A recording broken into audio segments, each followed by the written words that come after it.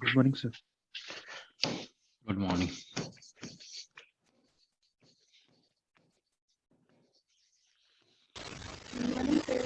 Good morning. Okay, तो हम लोग लास्ट क्लास में बॉन्डिंग इन सॉलिड्स डिस्कस कर रहे थे।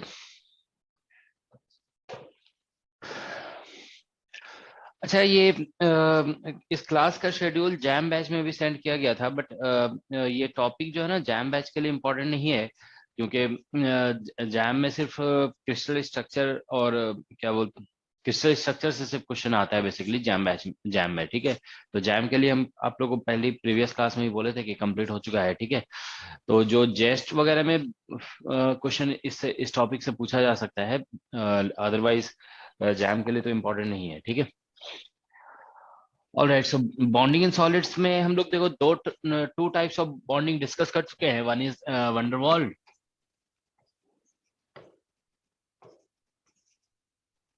ठीक है, और second is basically ionic bonding. तो एक्चुअल में देखो प्रॉब्लम्स पॉइंट ऑफ व्यू से आयनिक बॉन्डिंग, ठीक है, तो ये दो टॉपिक ही इंपॉर्टेंट है। Other topics, other types of bonding होते हैं सॉलिड्स में, but those are just theoretical concepts. Okay, उससे कोई डिटेल कोई क्वेश्चन बहुत कम चांस है कि पूछा जा सकता है। ठीक है, जैसे देखिए थर्ड टाइप ऑफ बॉन्डिंग आप जानते हैं कि there is something called covalent bonding. तो हम बस 2-3 मिनट में ये जो है ना कंप्लीट करा रहे हैं। ठीक है, जस्ट इंट्रोड्यूस कर देते हैं कोवैलेंट बॉन्डिंग। तो you know that covalent bonding is formed, ये हम आपको बताए थे लास्ट क्लास में कि ये स्ट्रॉन्गेस्ट बॉन्ड होता है। ठीक है ना, this is the strongest bond, क्योंकि this bonding is actually responsible for diamond structure etcetera. ठीक है ना, डायमंड। ठीक है, we all know that class हम लोग 11th-12th में जैसे बॉन्डिंग पढ़ते हैं उसमें भी ये बताया जाता है कि covalent bonding is basically formed by sharing of electron, है ना। This is because of sharing of electrons between atoms.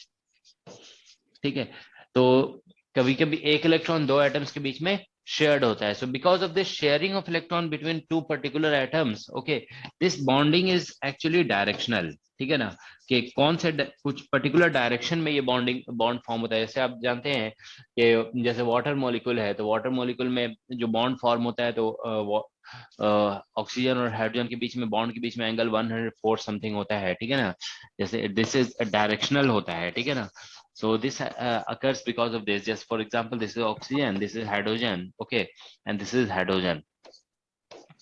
ठीक है, so we know that oxygen shares one electron with hydrogen, okay, so there is sharing of electron between इस तरह से हम लोग दिखाते हैं। देखिए जैसे ये शेयरिंग ऑफ इलेक्ट्रॉन हो रहा है between oxygen and hydrogen, okay, so this leads to formation of a bond, and again there is sharing of electron between oxygen and hydrogen, okay, so it is something like this, and so this also leads to formation of bond, and this angle between this is 104 degree around, okay, degree. So that's, so we say that this angle is directional actually. Sorry, the bond is directional. Okay, now this electron is shared between this oxygen and hydrogen only. Okay, ये जैसे electron इस hydrogen oxygen के बीच में shared है, तो अगर मान लीजिए वाटर की बात करते हैं, तो there is another oxygen and hydrogen suppose. ठीक है, अच्छा माइक ऑफ कर लेंगे आप लोग, ठीक है ना। So there is another oxygen and hydrogen.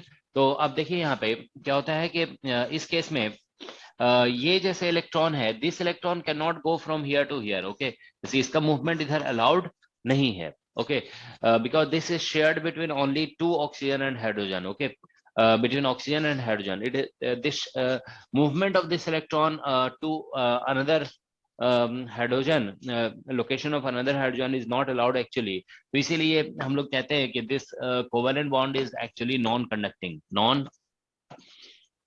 Conducting होता है ये। ठीक है, दिस इज नॉन कंडक्टिंग। ठीक है, तो ये आप ध्यान रखेंगे बेसिकली। ठीक है, so these are the basic characteristic of covalent bond, okay. ये नॉन कंडक्टिंग है, डायरेक्शनल है, ठीक है ना, and this is the strongest bond actually. Okay, so this are basic features. Okay, तो जस्ट ब्रीफली हम देखो इंट्रोड्यूस कर रहे हैं। And now fourth type of bonding is metallic bonding. कभी एग्जाम में ये सभी बाय चांस पूछा जा सकता है कि which bond form leads to conduction. Okay, तो आप ध्यान रखें कि आयनिक बॉन्डिंग भी है, वो भी नॉन कंडक्टिंग है, और लास्ट क्लास में जैसे हम लोग डिस्कस किया ionic bonding is non conducting. Okay, and covalent bonding से भी नॉन कंडक्टिंग सॉलिड फॉर्म होता है, ठीक है। मेटालिक बॉन्डिंग जो है ना, this only gives a conducting, basically this is responsible for conduction actually. Okay, so metallic bonding, okay, this is formed. You know how it is formed actually? This is formed by, जैसे देखो आयनिक की बात करते हैं अगर हम लोग, देखो आयनिक, तो आयनिक बॉन्ड में क्या हो रहा है, ट्रांसफर ऑफ इलेक्ट्रॉन, ठीक है, transfer of electron.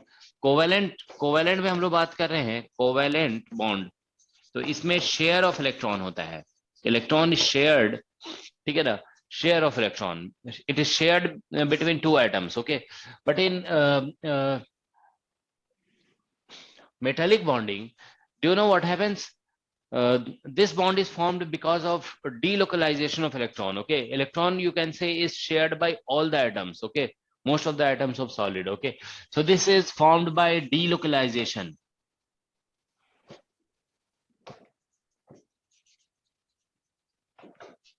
Delocalization of electron. So basically you can say delocalized electron is shared by, ठीक है, shared by many, ठीक है, many atoms.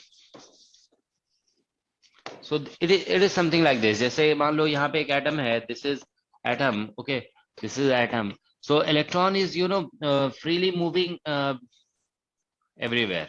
Okay, तो ये हर जगह इलेक्ट्रॉन मूव कर रहा है, ठीक है। So now what happens, suppose electron is here, so it is part of this atom, it is part of this atom, and part of this atom. Okay, it is shared by all. Okay, so this delocalization of electron, क्योंकि ये देखो ये electron जो है ना सभी atoms के साथ शेयर्ड है, ठीक है, it can move from here to here. Okay, so this delocalization of electron actually gives rise to bonding. Okay, तो बेसिकली क्योंकि ये इलेक्ट्रॉन सभी एटम्स के साथ शेयर हो रहा है, so it is getting, you can say, attracted by all the atoms. Okay, so that effectively leads to a bond formation in solid. Okay, so okay, so that's the main thing. This is formed by delocalization of electrons. So delocalized electron is shared by many atoms. Okay, तो वही हम कह रहे हैं कि इसको बहुत detail में पढ़ने की जरूरत नहीं है, ठीक है ना। So remember this this type of bonding leads is conducting actually. Okay, and this is non-directional, क्योंकि किसी पर्टिकुलर डायरेक्शन में इलेक्ट्रॉन शेयर नहीं हो रहा है, so this is non-directional. Okay, so these are some of the features of metallic bonding. Okay, and because electron there is no directional directionality. Okay, bond में कोई directionality नहीं है, that's why these kind of solids are basically ductile. Okay, ductile मतलब उसको easily आप bend कर सकते हो, brittle नहीं है. Okay, so because of this non directionality, okay, because of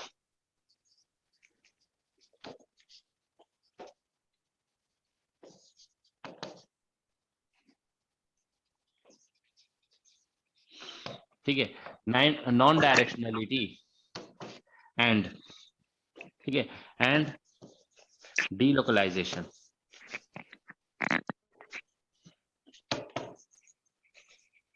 ठीक है, तो अभी नेक्स्ट टॉपिक जो हम लोग स्टार्ट करेंगे ना, दैट विल बी इंपॉर्टेंट। ये टॉपिक इतना इंपॉर्टेंट नहीं है, ठीक है। So because of non directionality and delocalisation of electron, these solids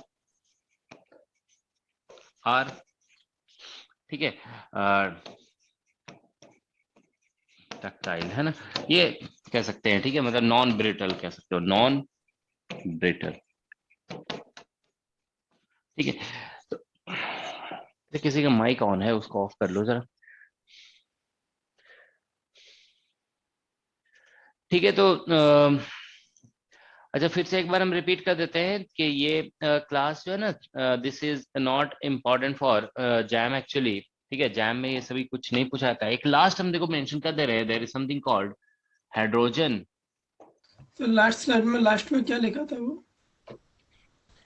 ये हम लिखे थे दीज आर नॉन, क्या लिख दे, डक्टाइल है, एक मिनट, सी है ये, ductile, these solids are ductile और नॉन ब्रिटल। नॉन ब्रिटल मतलब जल्दी से टूट नहीं जाता है, ठीक है ना। तो डक्टाइल है, मतलब इजिली उसको बेंड कर सकते हो आप, ठीक है ना। तो मेटल्स जो है ना बेंड बेंड किए जाते हैं ना, ठीक है, that is because of non directionality of bond, okay. इसमें कोई बॉन्ड का डीलोकलाइजेशन ऑफ इलेक्ट्रॉन की वजह से ऐसा होता है, ठीक है। बेसिकली जानते हो ऐसा होता है ना, जैसे मतलब इसको आप इस तरह समझ सकते हैं कि बेसिकली इलेक्ट्रॉन जो है ना, that is shared by all the atoms, okay, so all the atoms are attracting the electron, okay। तो इसी वजह से एक ओवरऑल स्ट्रेंथ डेवलप होता है इसमें, ठीक है, इस तरह के सॉलिड्स में, ठीक है ना। तो यहाँ पे जानते हो मतलब एक्चुअली देखो, जैसे अगर आप बात करें कि हाइड्रोजन, जब हम लोग वंडरवॉल बॉन्ड की बात कर रहे थे ना, तो जैसे हम लोग देखो ये बात करते हैं van der Waals bond,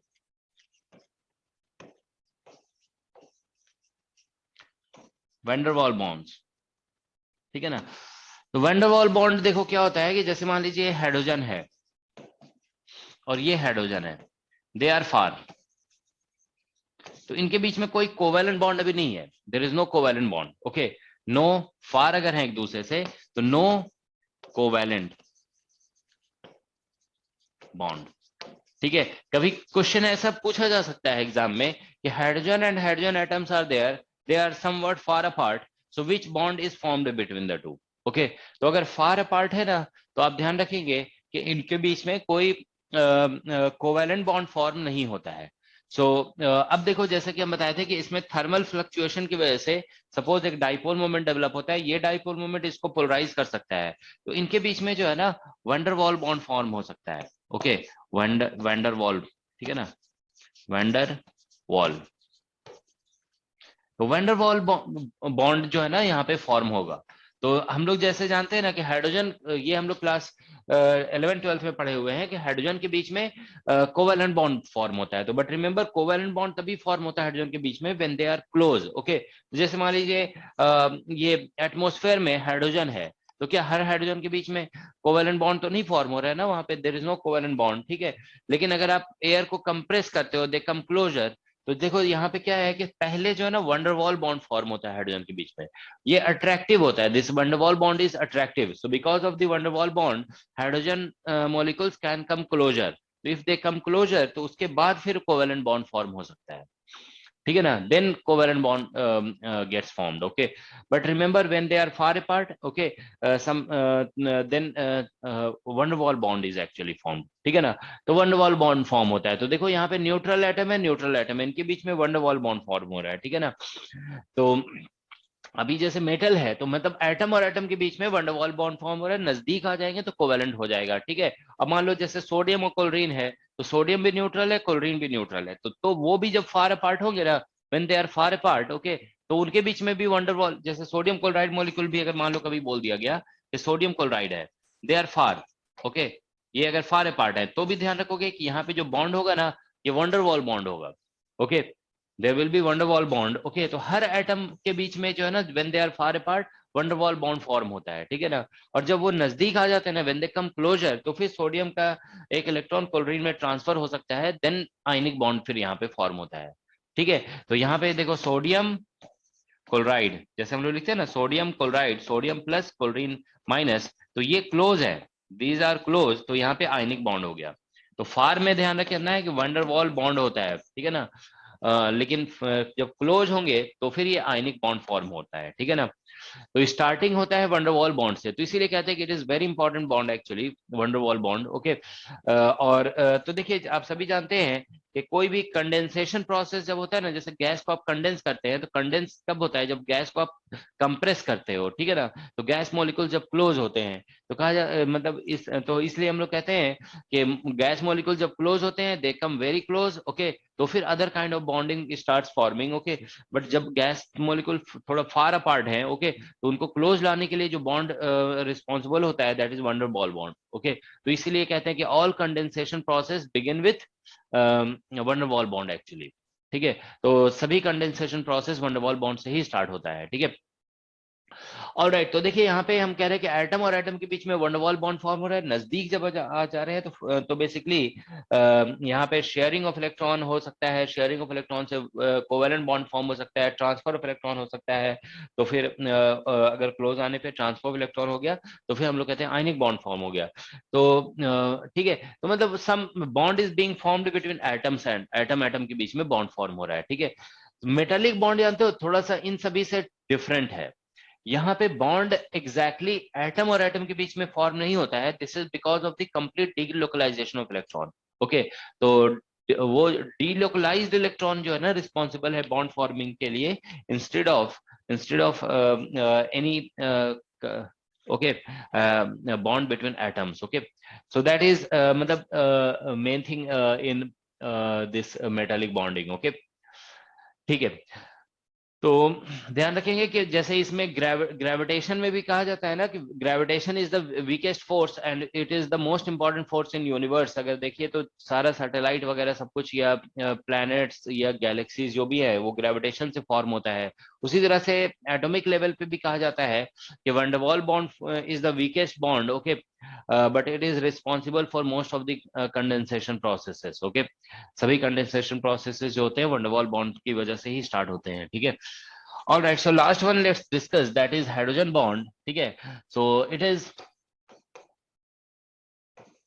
formed between molecules. It is formed between molecules which contain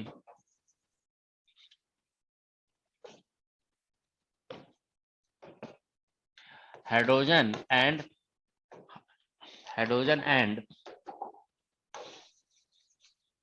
highly electronegative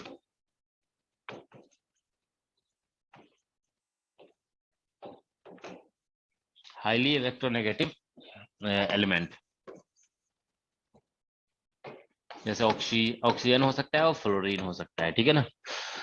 so oxygen and fluorine, okay,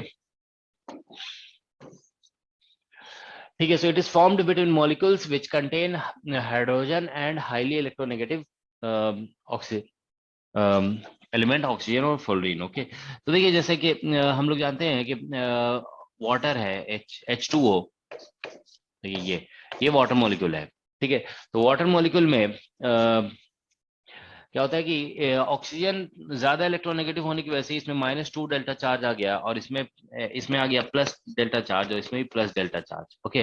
now there is another water molecule, this is -2 delta, okay, and this is hydrogen and this is hydrogen, so this is plus delta and this is plus delta.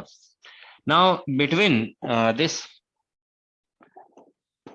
जैसे ये अपना एक separate molecule है और ये एक separate molecule है, तो यहाँ पे जो है ना हाइड्रोजन और ऑक्सीजन के बीच में एक बॉन्ड फॉर्म होता है, ठीक है ना। उसी तरह से यहाँ पे एक बॉन्ड फॉर्म हो सकता है, ठीक है ना। ये ऑक्सीजन है और ये hydrogen plus delta minus delta, ठीक है ना, और -2 डेल्टा, ठीक है।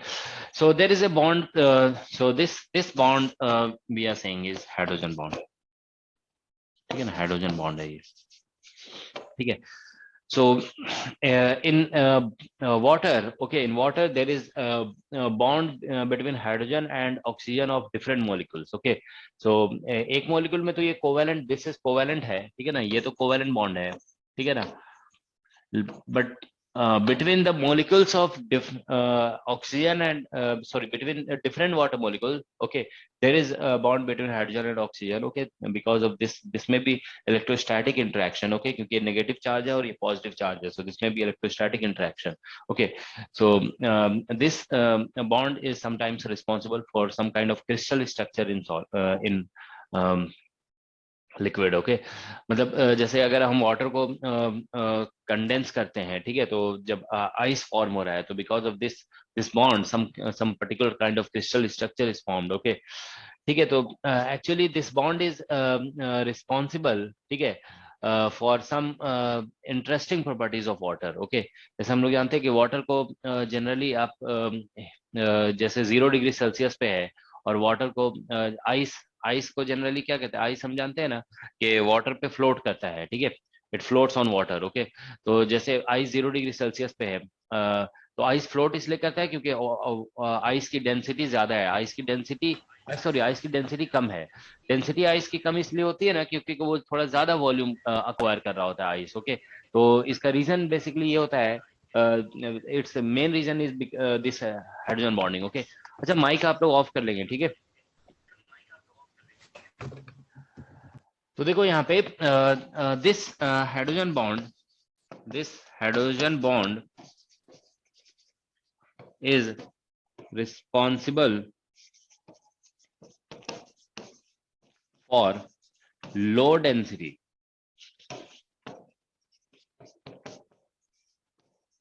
ऑफ आइस, ठीक है, इन कंपैरिजन टू वाटर, इन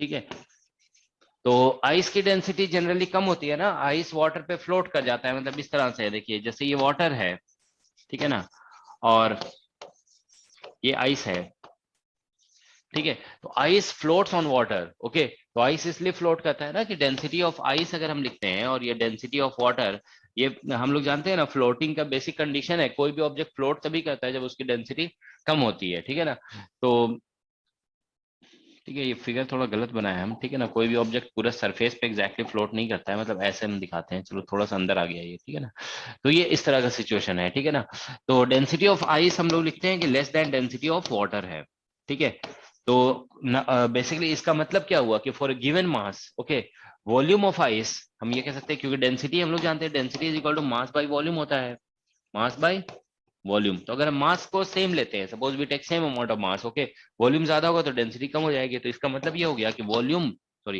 यहाँ पे देखिए वॉल्यूम ऑफ आइस, ठीक है ना, volume of ice is greater than volume of water, ठीक है ना, तो वॉल्यूम ऑफ आइस बेसिकली थोड़ा सा ज्यादा होता है because of some kind of crystallization, okay, some kind of crystal structure, okay, तो and that crystallization occurs because of this hydrogen bonding, okay, so for this hydrogen bond is responsible, all right, ठीक है, तो ये कुछ basic information हो गया related to, तो अगर आप देखिएगा वाटर का जो है ना, जनरली आप देखेंगे तो डेंसिटी इस तरह से वैरी करता है, ठीक है ना, जैसे मान लीजिए अगर हम इधर टेम्परेचर लिखते हैं, ठीक है ना, और इधर डेंसिटी ऑफ वाटर, ओके, तो जनरली आप देखेंगे वाटर को आप हीट करोगे ना, मान लो ये 0 डिग्री सेल्सियस है, तो यहाँ से स्टार्ट होता है, ठीक है ना, तो 0 डिग्री सेल्सियस पे बेसिकली ये इसकी डेंसिटी थोड़ी लो हो जाती है क्योंकि आइस बन गया है, ठीक है ना, और उसके बाद अगर आप हीट करोगे ना, तो पहले ये ब्रेक किया,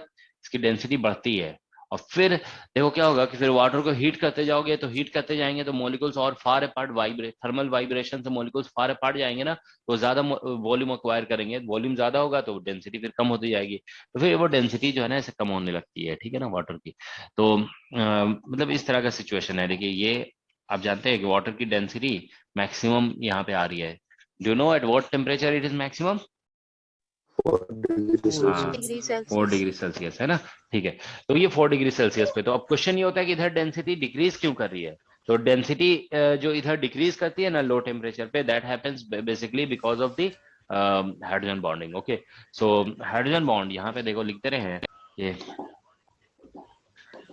यहाँ पे हाइड्रोजन बॉन्ड is responsible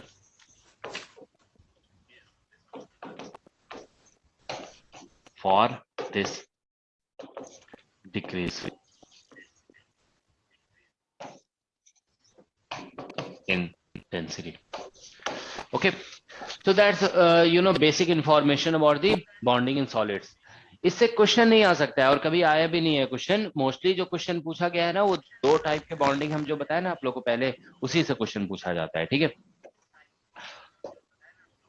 जब माइक बंद कर लो. प्रीवियस स्लाइड दिखा दीजिए.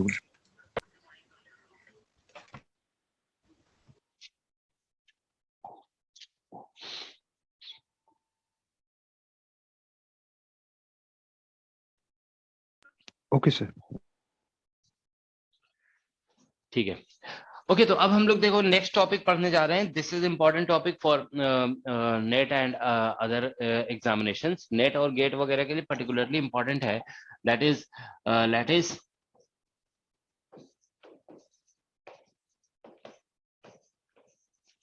वाइब्रेशन.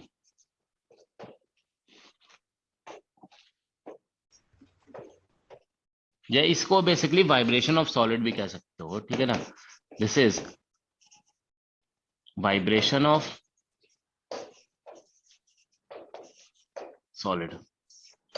ठीक है, वाइब्रेशन ऑफ सॉलिड में हम लोग first we are going to discuss one D crystal.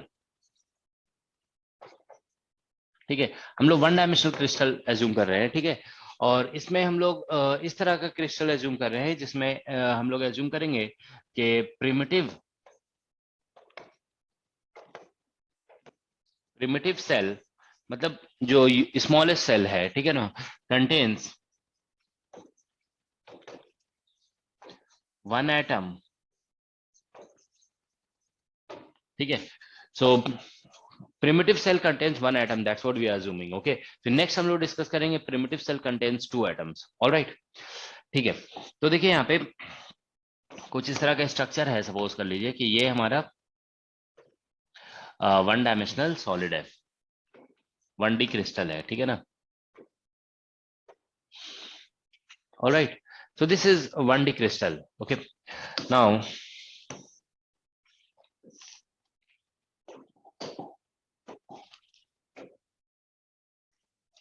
तो ये इनके बीच में बॉन्ड, इक्वल बॉन्ड लेंथ है हर जगह पे. ठीक है ना. This is the bond length. So we are assuming that जैसे कि इस सॉलिड में वाइब्रेशन को रिप्रेजेंट करने के लिए बॉन्ड को जो है ना एक स्प्रिंग से हम लोग रिप्रेजेंट करते हैं. We assume that there is spring here. Okay, ये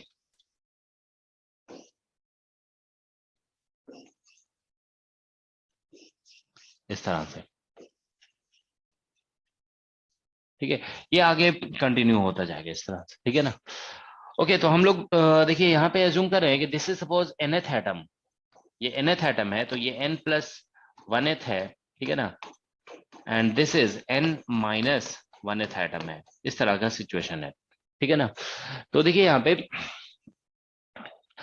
ओके, सो नाउ इट्स इसका जो कॉर्ड, जैसे ये लेंथ हम लोग मान लेते हैं कि this suppose bond length is a. Okay, तो हम लोग इधर कहीं से मेजरमेंट करेंगे. मान लीजिए 0, समवेयर वी टेक 0, तो फर्स्ट एटम जो होगा वो a डिस्टेंस पे होगा, सेकंड 2a पे 3. तो nth एटम को हम मान लेते हैं कि इसका कोऑर्डिनेट जो है ना वो na है, और इसका कोऑर्डिनेट जो है यहाँ पे okay, its coordinate is x equal to, ठीक है ना, x इक्वल टू यहाँ पे n प्लस 1a है.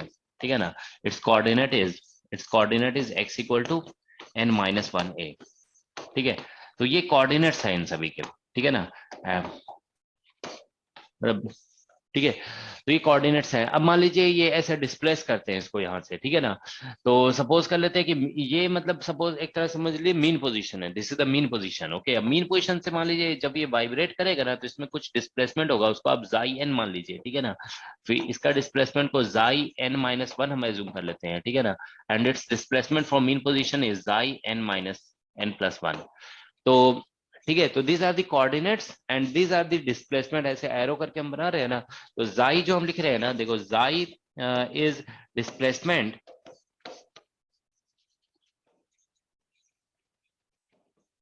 From mean position.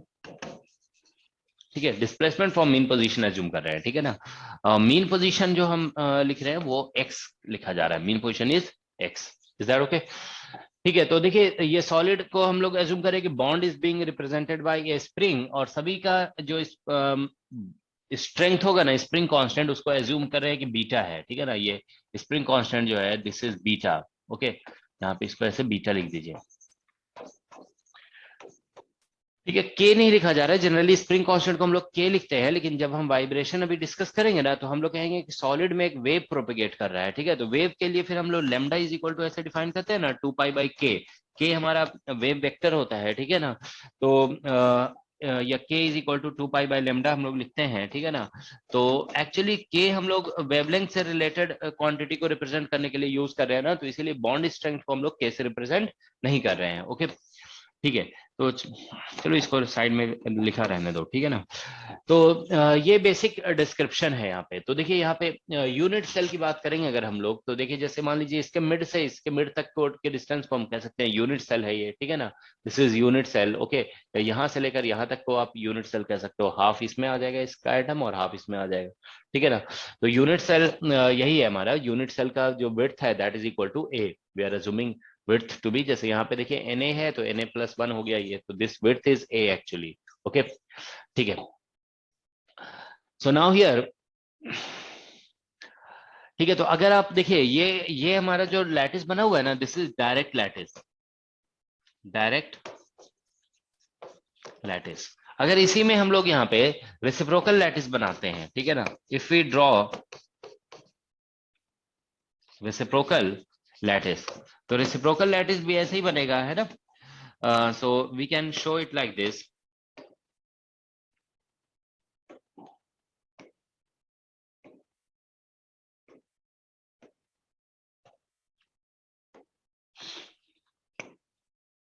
ठीक है। तो ये हमारा रेसिप्रोकल लैटिस है, ठीक है। तो देखिए रेसिप्रोकल लैटिस में जो ये, इसे अगर हम ए स्टार कह, ये मान लो इसे हम ए स्टार कहते हैं, तो ए स्टार इज इक्वल टू, ये बेसिकली इतना निकलता है ना, 2 पाई बाई ए हो जाएगा, ठीक है ना। तो अगर मान लीजिए जैसे सपोज करो ये 0 है, ठीक है ना, तो हम लोग जानते हैं कि ये हमारा ए स्टार है, ठीक है ना। तो इसका हम लोग हाफ कर देते हैं, तो दिस इज कॉल्ड ब्रिलवन जोन, है ना। फर्स्ट ब्रिलवन जोन जो है रेसिप्रोकल लैटिस वेक्टर को डिवाइड करते हैं परपेंडिकुलर, तो ये हमारा फर्स्ट ब्रिलवन जोन कहलाता है। तो इसे हम लोग ब्रिलवन जोन बाउंड्री कहते हैं। तो यहाँ पे आप देखिए के का वैल्यू यहाँ पे जो निकलता है के इज इक्वल टू, ठीक है ना, this is equal to pi by a होता है, और यहाँ पे के का वैल्यू के इज इक्वल टू -पाई/a, हम लोग इस तरह से लिखते हैं, ठीक है ना। So basically this is Brillouin zone boundary, है ना, इसको हम लोग बोलते हैं this k is equal to this is BZ boundary,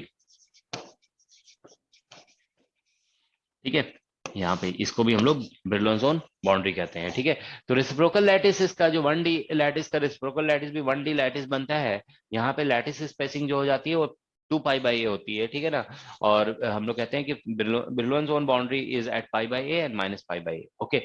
so this is the basic information that we have. तो अब हम लोग देखो यहाँ पे नेक्स्ट डिस्कस करने जा रहे हैं वाइब्रेशन, ओके। तो वाइब्रेशन डिस्कस करने के लिए हम लोग लैग्रैन्जियन वाला अप्रोच ले रहे हैं। So we would like to write Lagrangian of this 1D lattice, okay, so let us write that here, okay।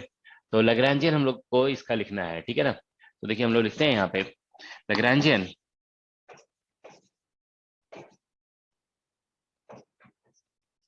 Of 1D so lattice। Last question दिखा दीजिए।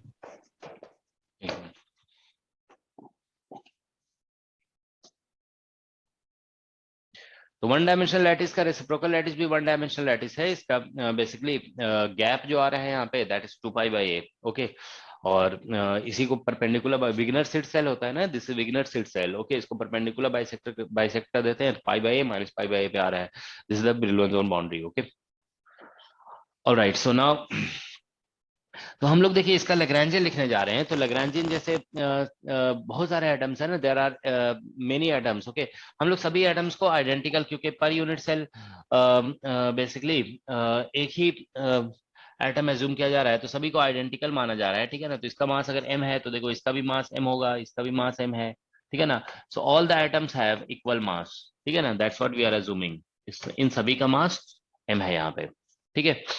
सो now let's write the Lagrangian. तो देखिए Lagrangian आप लिखेंगे तो L is equal to, हम लोग ऐसे लिखते हैं ना, हाफ m और यहाँ पे जाई n डॉट स्क्वायर, जाई n देखो डिस्प्लेसमेंट लिखा गया है, ठीक है, फ्रॉम मीन पोजीशन, तो डिस्प्लेसमेंट को डिफरेंशिएट करोगे तो वेलोसिटी आ जाएगा, तो जाई n डॉट स्क्वायर हो गया, ठीक है ना, और फिर प्लस पोटेंशियल एनर्जी, ठीक है ना। तो पोटेंशियल एनर्जी लिखेंगे तो हाफ और के ऐसे लिखते हैं ना, इलोंगेशन स्क्वायर या कंप्रेशन स्क्वायर। तो देखिए जैसे मान लीजिए हम अगर फोकस करते हैं nth एटम पे, तो ये दो स्प्रिंग से कनेक्टेड है, ठीक है ना, डिस्कनेक्टेड विथ टू स्प्रिंग्स, तो हमें इसका भी पोटेंशियल एनर्जी लिखना होगा, इसका भी लिखना होगा, ठीक है ना। तो अभी nth एटम से कनेक्टेड जो दो स्प्रिंग है ना, उन दोनों की कोरिस्पॉन्डिंग लिख रहे हैं, तो देखिए इसका पोटेंशियल एनर्जी आप लिखोगे तो इसका इलोंगेशन निकालने के लिए जाई n प्लस वन और जाई n को माइनस करना पड़ेगा, और इसका पोटेंशियल निकालने के लिए जाई n और जाई n माइनस वन को ये सब्ट्रैक्ट करना होगा। तो जैसे लिखते हैं हाफ के इलोंगेशन स्क्वायर, तो जाई यहाँ पे ऐसा आएगा, जाई n माइनस जाई n माइनस वन का होल स्क्वायर और प्लस 1/2 बीटा और जाई n प्लस वन और माइनस जाई n का होल स्क्वायर, ठीक है, दैट्स दी लैग्रेंजियन, लेकिन nth एटम के कॉरेस्पॉन्डिंग लिखा गया है, तो इसको ऐसे करके सम कर दिया जाएगा, ठीक है ना, we will sum it over all n, okay. तो सभी n पे इसको हम लोग सम सर करेंगे। ये पॉजिटिव साइन क्यों लिया है कहाँ पे? पोटेंशियल और काइनेटिक एनर्जी के बीच में? अच्छा नेगेटिव साइन ही होगा, ठीक है ना, नेगेटिव होगा, ठीक है। तो काइनेटिक एनर्जी और माइनस पोटेंशियल एनर्जी, इसको ऐसे करो माइनस कर देते हैं यहाँ पे प्लस कर देते हैं, ठीक है ना, और ये ऐसे करके यहाँ पे ये कर देते हैं, तो ऐसा हो गया ये काइनेटिक एनर्जी, और ये माइनस हो गया माइनस पोटेंशियल एनर्जी, ये देखो टोटल पोटेंशियल एनर्जी लिख दिया गया, and we are summing over all n, ठीक है ना, सभी n पे ऐसे करके सम कर दिया जाएगा, ठीक है। So that's the Lagrangian, okay. तो अब हम लैग्रेंजियस इक्वेशन लिख देते हैं, ठीक है, देखो तो देख रहे हो ना, सॉलिड स्टेट फिजिक्स में भी लैग्रेंजियन यूज होने लगा, ठीक है। तो लैग्रेंजियस इक्वेशन ऑफ मोशन, तो डी डी टी ऑफ, ठीक है, del L upon del xi n dot और minus del L upon del xi n is equal to 0, ठीक है। तो हम लोग इस तरह से डिफरेंशिएट कर देंगे, ठीक है। तो इसको डिफरेंशिएट करोगे ना, तो देखो एक पर्टिकुलर n से डिफरेंशिएट करो, इसका मतलब देखो यहाँ पे n पे सम कर रहे हो, दैट मीन्स 1 2 3 सभी कुछ होगा यहाँ पे, तो मान लो आप फिफ्थ से डिफरेंशिएट कर रहे हो, तो 1 2 जैसे हम मान लीजिए यहाँ पे जाई 1 स्क्वायर आएगा, जाई 2 स्क्वायर आएगा, जाई 3 स्क्वायर आएगा, आपने डिफरेंशिएट कर रहे हो सपोज जाई 5 से, तो मतलब सिर्फ जाई 5 वाले बचेंगे, बाकी सारे जीरो हो जाएंगे, ठीक है। तो इस तरह का सिचुएशन होगा, तो जाई n से डिफरेंशिएट कर रहे हो ना, तो ये बेसिकली ऐसा आ जाएगा, देखो यहाँ पे ये समेशन का ज्यादा रोल नहीं होगा, क्योंकि समेशन में अदर टर्म्स आएंगे, उन सभी वो सभी टर्म तो इसके डिफरेंशिएशन से जीरो हो जाएंगे, ठीक है ना। तो डायरेक्टली ये ऐसा आ जाएगा। आप लोग बताइए यहाँ पे इक्वेशन ऑफ मोशन कितना आएगा, जाई n से डिफरेंशिएट करोगे ना, देखो जाई n डॉट स्क्वायर, तो 2 जाई n डॉट हो जाएगा, ठीक है ना, और 2 कैंसिल, m जाई n डॉट होगा, और फिर एक बार इससे डिफरेंशिएट होने से जाई n डबल डॉट होगा, ठीक है ना। तो दिस इज जाई n डबल डॉट हो गया ये माइनस, ठीक है ना, माइनस और ये माइनस मिलकर के प्लस हो जाएगा, तो बीटा, ठीक है। और यहाँ पे देखिए जब आप डिफरेंशिएट करेंगे तो इससे आ जाएगा एक जाई n, और फिर यहां से भी एक जाई n आएगा, ओके, यू विल गेट जाई n फ्रॉम देयर ऑल्सो, ठीक है। तो कितना आ रहा है देखो,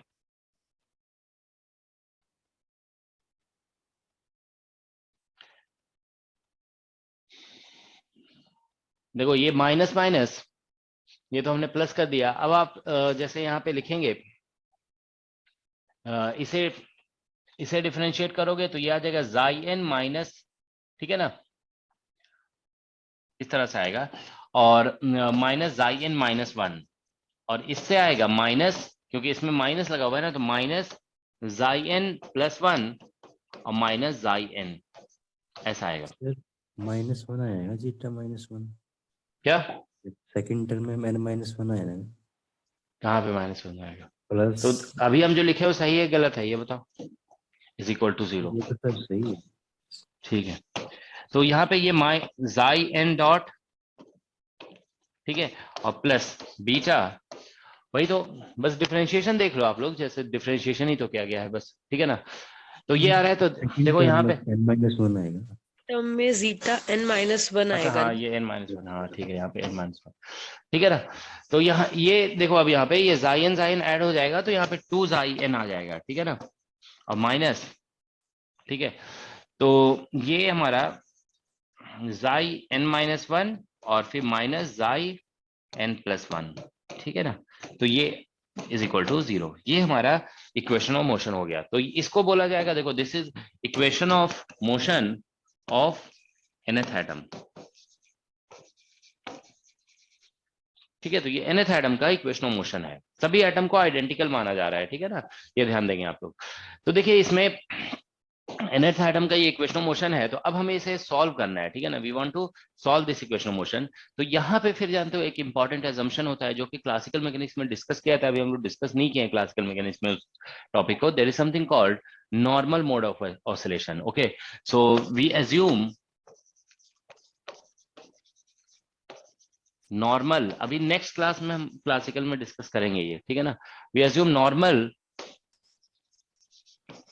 मोड्स ऑफ ऑसिलेशन, या ऐसा करो आज ही हम क्लासिकल मैकेनिक्स में भी जो है ना ये चीज डिस्कस कर देते हैं, ठीक है ना। तो आप लोग दोनों में सेम टॉपिक चल रहा होगा फिर, ठीक है ना। So we assume normal modes of oscillation in solid, ठीक है। नॉर्मल मोड ऑफ ऑसिलेशन का मतलब ये होता है कि we assume that all atoms are vibrating with same frequency, okay. Amplitude different हो सकता है but frequency same, okay. That means all atoms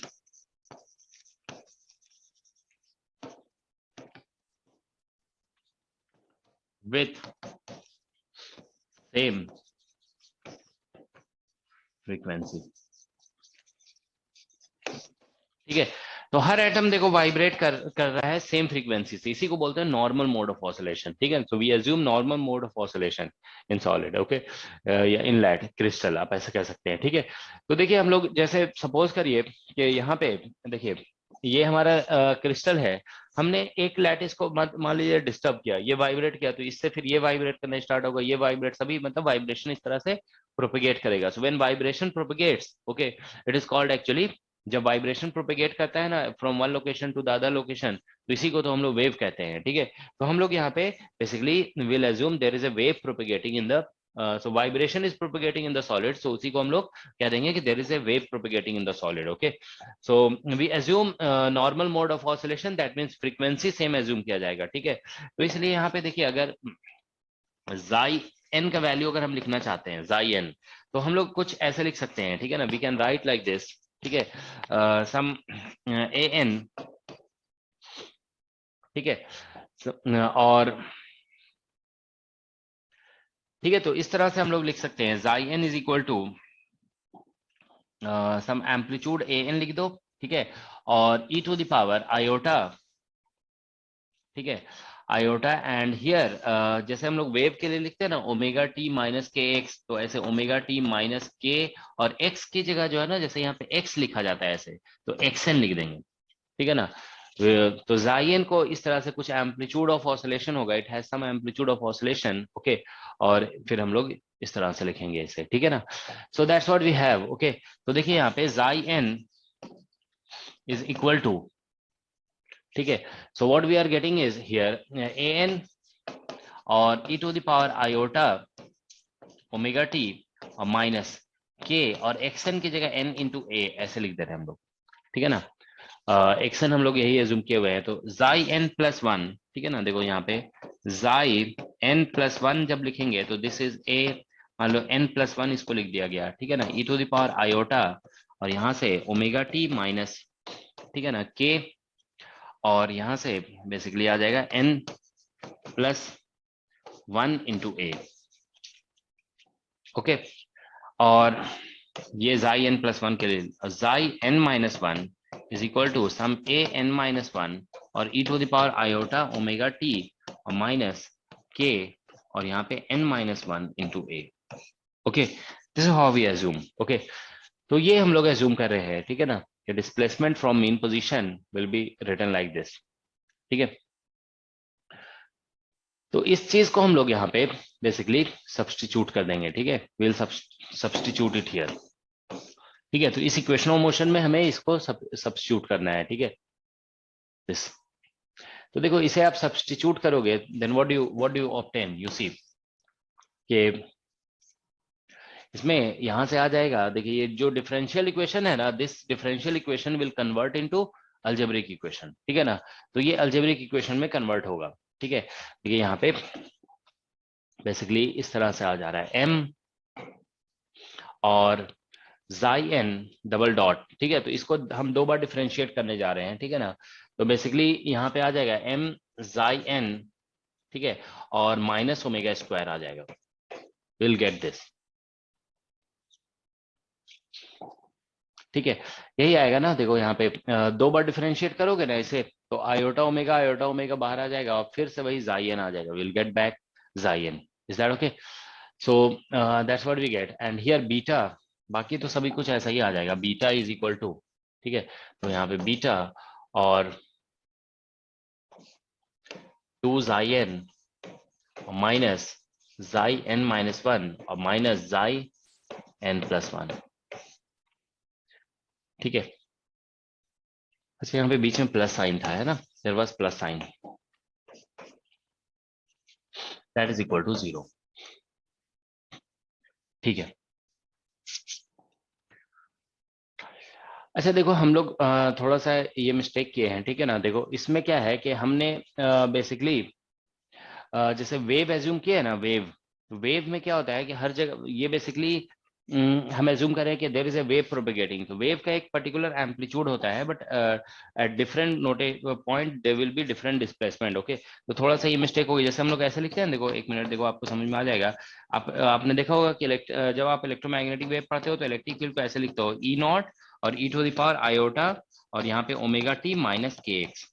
तो देखो x का वैल्यू हम डिफरेंट पुट करेंगे ना, तो ये इलेक्ट्रिक फील्ड डिफरेंट हो जाएगा, बट एवरीवेयर एम्पलीट्यूड जो होता है ना वो सेम होता है। तो हम लोग एज्यूम कर रहे हैं कि देखो क्या बोलते हैं, ये सभी एटम्स का जो इन्वायरमेंट है ना वो बेसिकली एक जैसा है, तो मतलब मैक्सिमम डिस्प्लेसमेंट जो एटम्स का होगा ना वो सेम हो जाएगा, ठीक है ना। Frequency same, okay. ये नॉर्मल मोड में ये नेसेसरी नहीं होता है कि सेम होता है, ठीक है, लेकिन यहाँ पे इन्वायरमेंट एक जैसा है ना सभी का, तो हम लोग ऐसा करते हैं ना कि इसको इजी बनाने के लिए मतलब इजी बनाने का ये ऐसा होगा ही कि क्योंकि सभी एटम का इन्वायरमेंट सेम है ना। देखो यहाँ पे जब हम लोग फिगर ड्रॉ किए हुए हैं तो all atoms are identically arranged, तो इस एटम का जितना मैक्सिमम डिस्प्लेसमेंट हो सकता है उतना ही मैक्सिमम डिस्प्लेसमेंट इसका भी हो सकता है। Maximum displacement is called amplitude. तो यहाँ पे हम सभी का एम्पलीट्यूड जो है ना इक्वल एज्यूम कर लेंगे, क्योंकि आइडेंटिकल इन्वायरमेंट में है सभी एटम्स, ओके। तो इक्वल एम्पलीट्यूड एज्यूम करोगे ना, तो ये यहाँ पे इलेक्ट्रोमैग्नेटिक वेव में भी ऐसे ही एज्यूम किया था कि electric field at different location can be different, okay. तो इलेक्ट्रिक फील्ड की जगह पे ये इंडिविजुअल डिस्प्लेसमेंट आ रहा है at some instant of time, this can be different, okay. But maximum displacement को जो है ना हम लोग सेम मान लेते हैं, ठीक है ना। तो यहाँ पे इसको एन को हटा ही दो, यहाँ पे सभी पे ए लिख देते हैं, ठीक है ना। This is amplitude, okay. तो वेव का ये एम्पलीट्यूड है। तो अब देखिए जैसे अगर ये लिखा हुआ है, हम इसको अगर सब्स्टिट्यूट कर देते हैं यहाँ पे, ठीक है ना, इन सभी जाइन वगैरह को यहाँ पे सब्स्टिट्यूट करते हैं, तो basically minus M omega square, अब यहाँ पे पुट किया जाएगा ना जाइन का वैल्यू, तो देखो जाइन में हमारा ये आएगा, ठीक है। और दूसरे वाले में सॉरी जाइन में ये आएगा, इसमें तो के एन ए इसमें भी है, के एन ए इसमें भी आएगा, के एन ए इसमें भी आएगा, तो सभी में के एन ए आएगा, वो टर्म हमारा कैंसिल आउट हो जाएगा। तो बचता है फिर यहाँ पे आप देखिए प्लस बीटा, और यहाँ पे ये जो एक्सपोनेंशियल में ओमेगा टी के एन ए है ना वो सभी में कैंसिल हो जाएगा, ठीक है। तो यहाँ पे बच जाएगा, ठीक है ना, बीटा और यहाँ 2 माइनस, इसमें बच रहा है देखिए आप माइनस वाले में ई टू द पावर आयोटा, ठीक है ना, और के इंटू ए, ठीक है ना, आयोटा के इंटू ए, अब माइनस इसमें बच रहा है ई टू द पावर आयोटा, इसमें जो है ना माइनस के इंटू ए बचेगा, आयोटा के इंटू ए, ठीक है। That's what is equal to 0। तो ये टर्म्स बच रहे हैं, ठीक है ना। तो देखिए माइनस एम ओमेगा स्क्वायर, ठीक है, प्लस बीटा और ये 2, यहाँ पे आप क्या करिए कि 2 से माइनस साइन कॉमन ले लेते हैं, ठीक है ना, माइनस साइन कॉमन ले रहे हैं और 2 से मल्टीप्लाई कर रहे हैं और 2 से डिवाइड भी कर देते हैं, तो ई to power iota K A और minus E to power minus iota K A, ठीक है ना, और डिवाइड बाय 2 होगा, ठीक है, सॉरी प्लस यहाँ पे होगा, ठीक है ना। तो अब आप देखिए यहाँ पे ये कॉस में कन्वर्ट हो गया, 2 कॉमन हो जाएगा, ठीक है, तो 1 माइनस, तो माइनस एम ओमेगा स्क्वायर और इज इक्वल टू इधर 0 है, ठीक है, तो minus M omega square plus 2 beta और into 1 minus cos K A हो गया। ठीक है, 1 माइनस कॉस के ए। तो अब देखिए 1 माइनस कॉस के 2 साइन स्क्वायर के ए आ जाएगा इज इक्वल टू 0 है। तो यहाँ से आप ओमेगा निकाल लीजिए, इसको कन्वर्ट कर देंगे 2 साइन स्क्वायर के ए में, ठीक है ना। तो इसलिए ओमेगा इज इक्वल टू 2 आएगा और 2 मिलकर के 4 हो जाएगा, तो 4 बीटा और बाई एम हो गया और ये साइन स्क्वायर के ए बाई 2 हो जाएगा, ठीक है ना। और ये ओमेगा स्क्वायर है बेसिकली, तो ओमेगा इज इक्वल टू आ जाएगा 4 बीटा बाई एम, ठीक है, और रूट अंडर साइन के बाई ए बाई 2, ठीक है ना। So that's an important relation, ठीक है, फॉर 1D लैटिस। ओके, तो ये 1D लैटिस का एक इंपॉर्टेंट रिलेशन है। इसमें ध्यान रखोगे, जैसे वेव फिर से हम रिपीट कर दे रहे हैं, वेव में ऐसा एज्यूम करते हैं ना कि हर पॉइंट पे इंडिविजुअल डिस्प्लेसमेंट डिफरेंट हो सकता है, तो डिस्प्लेसमेंट डिफरेंट, बट इन्वायरमेंट अगर सेम है तो लैटिस में तो यही कहा जाता है ना, ब्रेवे लैटिस है तो हर एटम का एनवायरमेंट आइडेंटिकल होगा तो उसका मैक्सिमम डिस्प्लेसमेंट इक्वल ले लिया गया है यहाँ पे। तो एम्पलीट्यूड सभी में एन जो है ना डिफरेंट नहीं लिया गया, वो इक्वल ले लिया गया है, ठीक है ना। तो इससे फिर कैलकुलेशन सिंपल हो गया है, ठीक है ना। समझ में आया ना सभी को, हम थोड़ा डायरेक्ट कर दिए। देखो यहाँ पे इस चीज को यहाँ पे तो हम डबल डिफरेंशिएट करेंगे इससे, तो ओमेगा स्क्वायर बाहर आ जाएगा, फिर से वही चीज बन जाएगा। तो इसको यहाँ पे जायन लिखा गया था, अब जायन क्या, जायन प्लस 1 जायन माइनस 1 का वैल्यू यहाँ पे सब्स्टिट्यूट किया गया है। So we are getting this, okay, ठीक है। So this is you know called dispersion relation. इसको हम लोग डिस्पर्सन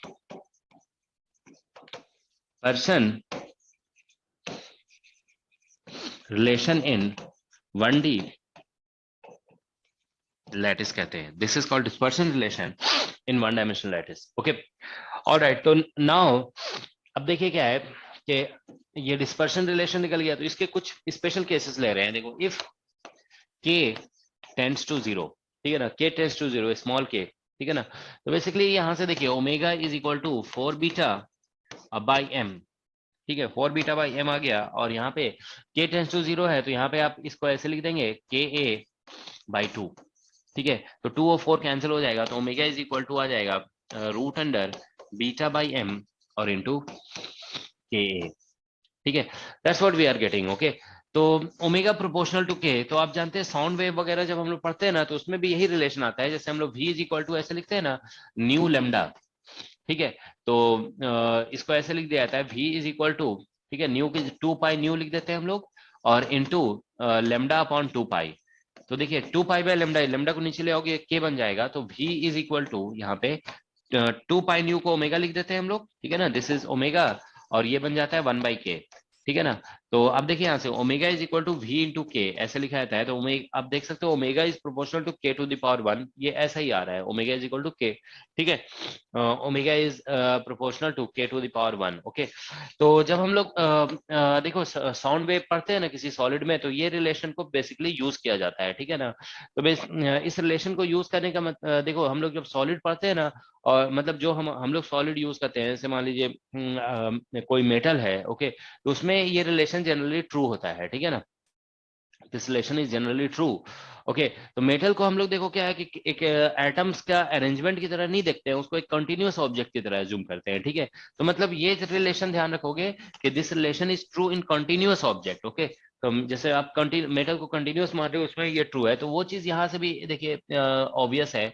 के टेंड्स टू 0 जो लिखा गया ना, इसका मतलब होता है लेमडा टेंड्स टू इन्फिनिटी, क्योंकि हम लोग k is equal to 2 pi by lambda लिखते हैं, तो लेमडा टेंड्स टू इन्फिनिटी होगा ना, तो k टेंड्स टू 0 हो जाएगा। तो देखिए जैसे मान लीजिए हमारा ये क्रिस्टल है, ठीक है, देखिए ये क्रिस्टल है सपोज कर लीजिए, ठीक है ना, ये क्रिस्टल है। अब इसमें अगर हम देखिए एक वेव बनाते हैं जैसे इस तरह से, कि इसका वेरिएशन कुछ इस तरह से है मान लीजिए, ठीक है ना, ये यहाँ पे इस तरह से ये ऐसे जा रहा है और फिर ये ऐसे करके आगे जा करके ऐसे इस तरह से वेरी करेगा। तो आप देखिए वेव में वेरिएशन बहुत ज्यादा डिस्टेंस पे हो रहा है, ठीक है, उसके कंपैरिजन में ये डिस्टेंस बहुत स्मॉल है। वेवलेंथ आप देख रहे हो यहाँ से यहाँ तक की ये वेवलेंथ है, देखिए ये वेवलेंथ हो रहा है, ठीक है ना, यहाँ से ये एक क्रेस्ट और एक ट्रफ मिलकर के वेवलेंथ बन रहा है। तो अगर वेवलेंथ बहुत लार्ज होगा ना, तो उसके कंपैरिजन में स्पेसिंग बिटवीन सॉलिड्स को नेग्लेक्ट किया जा सकता है, तो इसको आप कंटिन्यूअस एज्यूम कर सकते हो। तो जब भी किसी सॉलिड को आप एक कंटिन्यूअस ऑब्जेक्ट की तरह ट्रीट करते हैं ना, then you get omega proportional to K, okay, जैसे यहाँ पे ओमेगा प्रोपोर्शनल टू के हम लोग लिखते हैं, ठीक है। तो ध्यान रखना है कि omega we get omega proportional to k, ठीक है, in a solid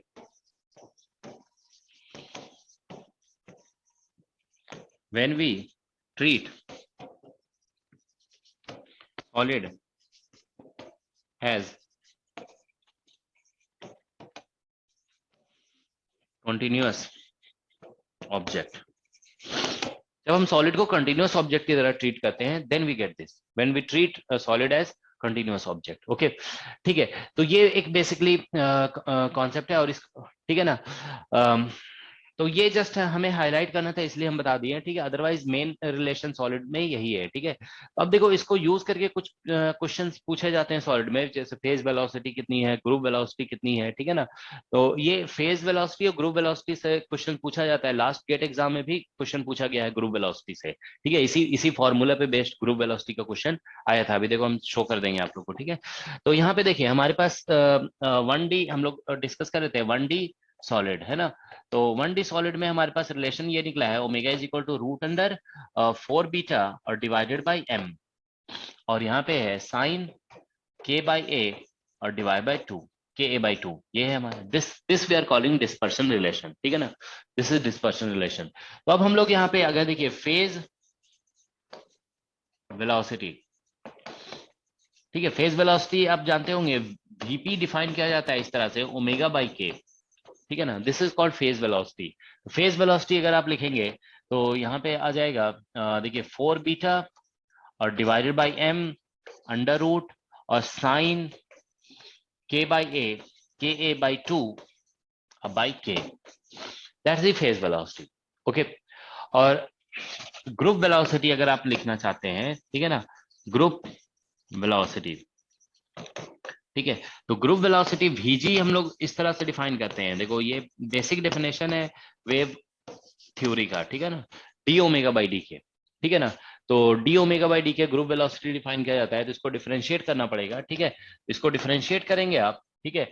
so you get here root under beta by M, क्योंकि इसे डिफरेंशिएट करोगे ना तो 1/2 बाहर है, उससे 4 कैंसिल हो जाएगा, बीटा बाई एम और इंटू ए आउटसाइड है, और यहाँ पे कॉस ka/2 आ रहा है, ठीक है, दैट्स द ग्रुप वेलोसिटी। तो इन वन डायमेंशनल सॉलिड अगर आप ये कह सकते हैं कि if the all the atoms are vibrating, okay, all atoms vibrate करें तो this will form a wave, okay, और उस वेव का ग्रुप वेलोसिटी इतनी होगी, ठीक है, और फेज वेलोसिटी तो सभी एटम्स वाइब्रेट कर रहे होंगे ना, तो उसको चेन ऑफ वाइब्रेशन कहा जाएगा, या एक सीरीज ऑफ वाइब्रेशन है, सीरीज ऑफ वाइब्रेशन को ही तो वेव बोलते हैं ना, ठीक है।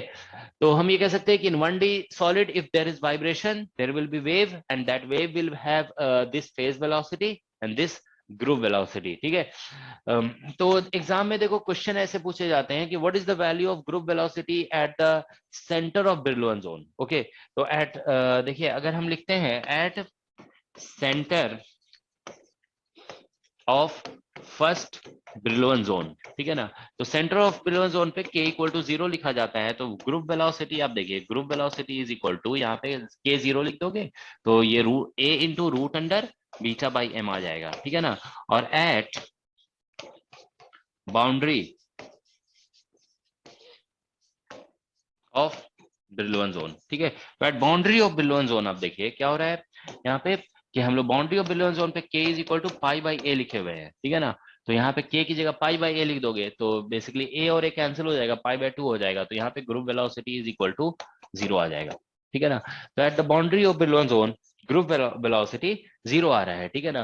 तो ये 0 क्यों आ रहा है, ओके, इसका रीजन ये है ना कि आपको याद है हम बताए थे कि any wave vector which terminates at group at the boundary of Brillouin zone gets Bragg diffraction, okay, वहां पे आप लोग को याद है 1D लैटिस में, सॉरी हम लोग जब डिफ्रैक्शन डिस्कस कर रहे थे तो उसमें ये बताया गया था कि ब्रिलॉन जोन के सेंटर से आप बेसिकली ब्रिलॉन जोन की बाउंड्री तक जितने भी वेव वेक्टर होंगे उनका डिफ्रैक्शन होता है। तो कभी अगर मान लो इंटरव्यू वगैरह में पूछा जाता है ना ग्रुप वेलोसिटी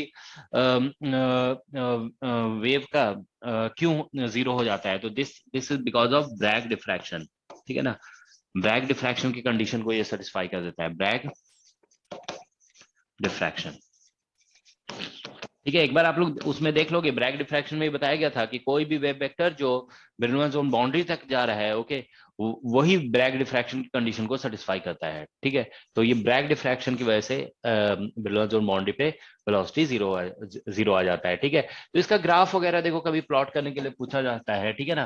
तो देखिए हम कुछ ग्राफ यहाँ पे बता रहे हैं, ठीक है ना, देखो सम ग्राफ्स, या प्लॉट्स कह सकते हो, ठीक है ना। तो एक रिजल्ट आपको जानते हो मेमोराइज करना होगा, ठीक है ना। एग्जाम में एक एक्चुअली मेमोरी बेस्ड क्वेश्चन आ जाता है इस टॉपिक से, ठीक है। तो this you have to memorize, क्योंकि इसको आप याद कर लोगे ना तो फिर आपको और कुछ याद करने की जरूरत नहीं है। एंड बेसिक फॉर्मूले आप याद रखोगे, फेज वेलोसिटी का ये फॉर्मूला होता है, ग्रुप वेलोसिटी का ये फॉर्मूला होता है। You just have to remember this things, okay. तो फिर आप आंसर डायरेक्ट कर सकते हैं। तो देखिए एक ग्राफ तो डायरेक्टली ये पूछा जाता है, ठीक है, कि ओमेगा वर्सेस के, ठीक है, का ग्राफ। तो एक्चुअली देखो ओमेगा जो है ना नेगेटिव नहीं होता है, angular frequency is always positive. तो यहाँ पे इसलिए आप देखोगे बुक्स में जो है ना मॉडुलस लिख दिया जाता है, ठीक है ना, because omega is not negative. आप जानते हो के को नेगेटिव करोगे ना तो ये साइन नेगेटिव हो जाएगा, ठीक है। तो टू कीप इट पॉजिटिव हम लोग इस तरह से लिखते हैं, ठीक है ना। तो यहाँ पे देखिए साइन का मैक्सिमम वैल्यू आप जानते हो 1 होता है, 1। तो इसका ओमेगा का maximum value 4 beta by M तक जाएगा ये, ठीक है ना। तो उसके बाद तो फिर रिपीट होने लगेगा, ठीक है ना। तो यहाँ पे हम लोग तो मान लीजिए एक लाइन यहाँ पे ऐसे बना दी हमने, ठीक है, और ये है, ठीक है। तो इसका ग्राफ जो है ना कुछ ऐसा बनेगा, ठीक है। ये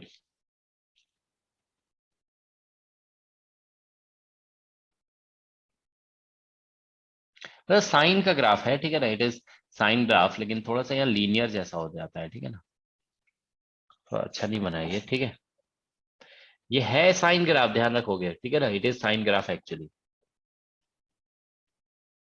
देखो यहाँ पे जैसे बाउंड फर्स्ट बिलोन जोन बाउंड्री है, बिलोन जोन बाउंड्री पे के इज इक्वल टू हम कितना लिख रहे हैं, पाई बाई ए, नहीं, हाँ पाई बाई ए है ना। तो k is equal to pi by a लिखेंगे, पाई बाई ए तो पाई बाई टू पे 1 हो जा रहा है, ठीक है ना, हाँ ठीक है। तो इसका ग्राफ जो है ना थोड़ा, एक मिनट थोड़ा और अच्छा बना देते हैं, ठीक है ना। ये मैक्सिमम पे पहुंच रहा है यहाँ पे, ठीक है। तो ये थोड़ा सा यहाँ से ऐसे करके, ये ऐसे, ये साइन ग्राफ ही है, ये मैक्सिमम पे पहुंच गया ये, ठीक है ना। यहाँ पे ये ऐसे करके ये ऐसा हो गया, ठीक है। तो साइन का जो ग्राफ होता है ना वही ग्राफ है ये, ठीक है। It is something like this, okay. तो यहाँ पे मैक्सिमम वैल्यू जो है और रूट अंडर 4 बीटा और बाई एम आ जाएगा, दैट इज ओमेगा वर्सेस के, ठीक है। अब अगर हम यहाँ पे देखिए फेज वेलोसिटी वीपी वर्सेस के लिखते हैं, ठीक है। तो वीपी उसके बाद के बियॉन्ड इसलिए नहीं प्लॉट किया जाता है ना क्योंकि पीरियोडिक है ना, फिर से बार बार यही वैल्यू रिपीट होगा। तो हमें पता है कि this is the only range of omega, okay. इसीलिए बियॉन्ड के जो है ना जनरली आप देखोगे ग्राफ नहीं प्लॉट किया हुआ होता है, ठीक है, क्योंकि इसके बाद पीरियोडिक फंक्शन है ये, तो रिपीट होता जाएगा, ठीक है। तो यहाँ से फिर से देखिए आप, तो ये के है, ये ब्रिलॉन जोन बाउंड्री है बेसिकली, ठीक है ना। तो ये पाई बाई ए है और ये भी पाई बाई ए है, माइनस पाई बाई, ठीक है। तो अब हम लोग फेज वेलोसिटी को प्लॉट करते हैं अगर, ठीक है ना। तो देखिए फेज वेलोसिटी इस तरह से लिखा गया है, के इक्वल टू 0 पे आप जानते हो ना साइन एक्स बाई एक्स 1 हो जाता है, ठीक है ना, it will become equal to 1, ठीक है। तो ये एक्चुअली 1 होगा यहाँ पे, ठीक है ना। मतलब इसको हमें मल्टीप्लाई करना पड़ेगा, a बाई 2 से मल्टीप्लाई कर देंगे यहाँ पे, और a बाई 2 से तो दिस क्वांटिटी विल बिकम 1, तो यहाँ पे a बाई 2 आ जाएगा, ठीक है ना। तो 2 कैंसिल हो जाएगा, ठीक है। तो यहाँ पे बेसिकली इसका वैल्यू होगा, ठीक है ना, यहाँ से स्टार्ट होगा ये, ठीक है। तो ये बेसिकली कुछ इस तरह से होगा,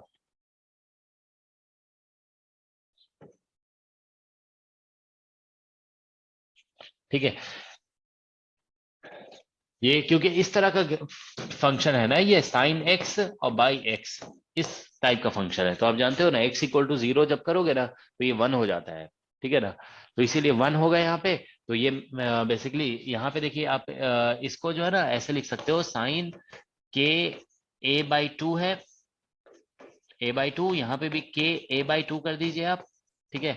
और यहाँ पे a बाई 2 से मल्टीप्लाई कर दीजिए, ठीक है ना, ये वाला जो टर्म है उसको, ठीक है ना। तो ये हमारा 1 हो जाएगा, तो बच जाएगा a बाई 2, उससे ये 2 4 कैंसिल हो जाएगा, तो बीटा m बाई ए हो जाएगा, ठीक है ना। तो यहाँ पे ये जो वैल्यू है ना, this value will be root under beta m और बीटा बाई m और into a, that's what this value is, okay. तो ये वैल्यू इतना ही है, ठीक है। तो ये हमारा फेज वेलोसिटी का ग्राफ हो गया। और एक लास्ट हम लोग ग्रुप वेलोसिटी का, तो ग्रुप वेलोसिटी आप देखिए ग्रुप वेलो तो ये जो है ना फेज वेलोसिटी यहाँ पे जीरो नहीं होगा, क्योंकि आप देखो यहाँ पे बेसिकली हम के की जगह पाई बाय ए लिखेंगे ना, पाई बाय ए, तो साइन पाई बाय 2 तो 1 हो जाएगा बेसिकली, ठीक है ना। तो ये जीरो नहीं होगा यहाँ पे, ठीक है। बट क्योंकि ये जो डिनोमिनेटर में के है ना वो बढ़ता जा रहा है ना, तो इसीलिए घटता जा रहा है, ठीक है ना। Okay, but group velocity plot करोगे ना, तो ग्रुप वेलोसिटी देखिए हमारा ये है, this is the group velocity, ठीक है।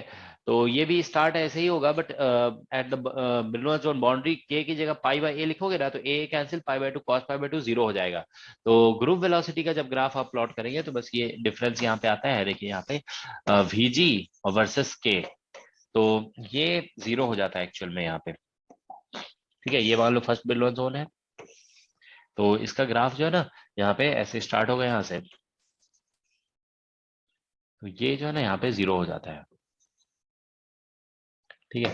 Here its value is root under beta by m और into a, but this becomes zero at the Brillouin zone boundary. Okay, so that's the basic thing. और इसी का फिर बाद में देखोगे यूज होगा, क्या बोलते हैं, जब हम लोग ये पढ़ेंगे बैंड थ्योरी ऑफ सॉलिड, तो इफेक्टिव मास वगैरह का भी ग्राफ सिमिलर वे में इसी को यूज करके प्लॉट किया जाता है, ठीक है ना।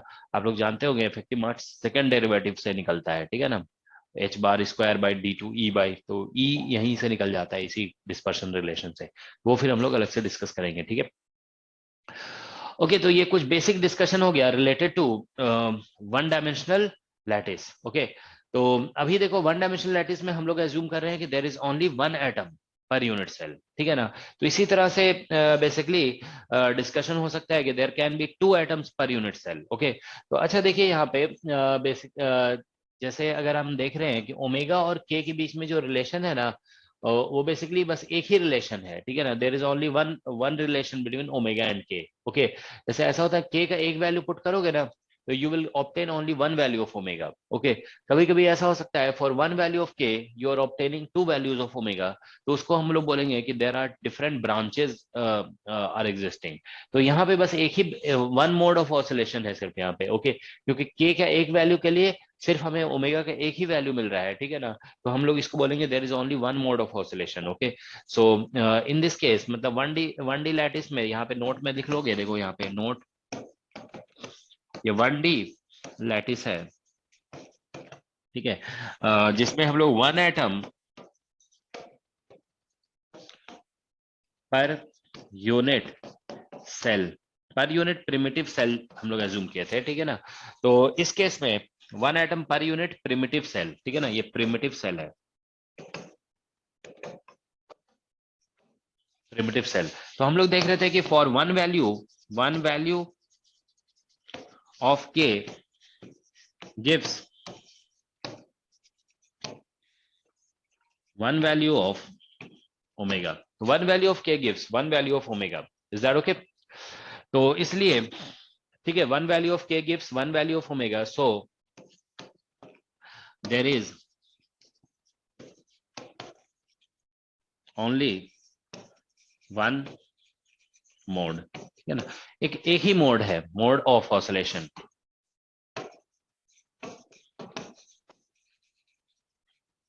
ठीक है, there is only one mode of oscillation. Okay, it is called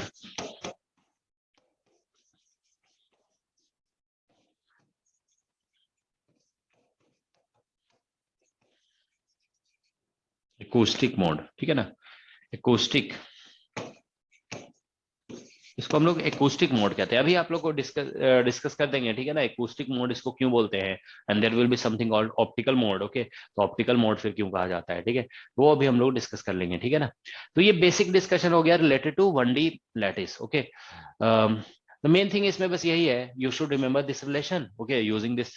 तो देखिए अभी बाद में फिर इसका क्या यूज होगा वो भी बताते हैं। देखिए जैसे ओमेगा और इसके बीच में रिलेशन निकल गया है ना, तो हम लोग ओमेगा को यूज करके ही पोटेंशियल एनर्जी लिखते हैं लैटिस का, ठीक है ना।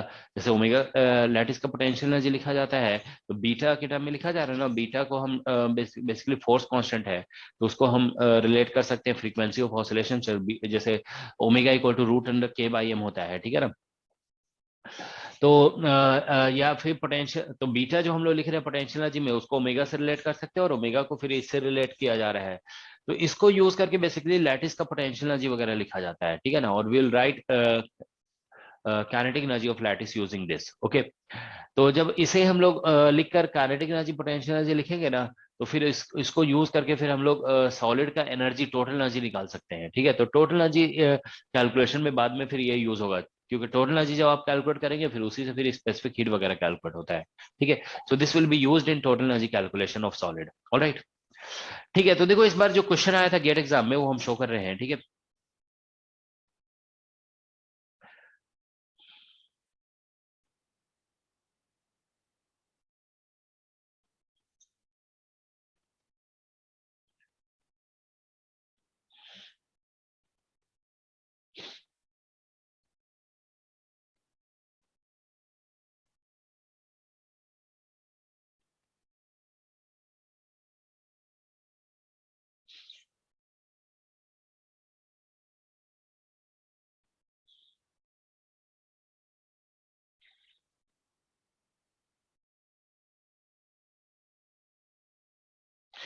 एक्चुअली इस बार गेट ने जो पेपर अपलोड किया ना, वो स्कैन कॉपी अपलोड किया है, तो सर्च नहीं हो पाता है, उसको सभी क्वेश्चंस को देखना पड़ता है वन बाय वन।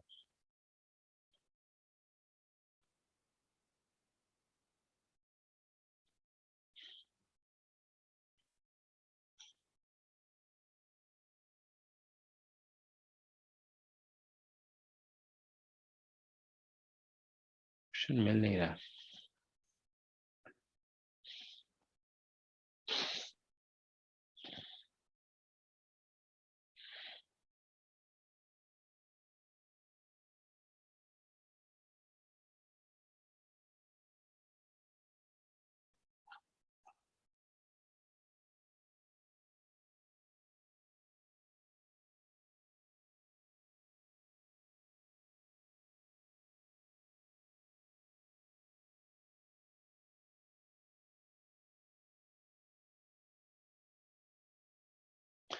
अच्छा, मुझे लग रहा था ग्राफ से क्वेश्चन है, ग्राफ से नहीं है क्वेश्चन इस बार शायद।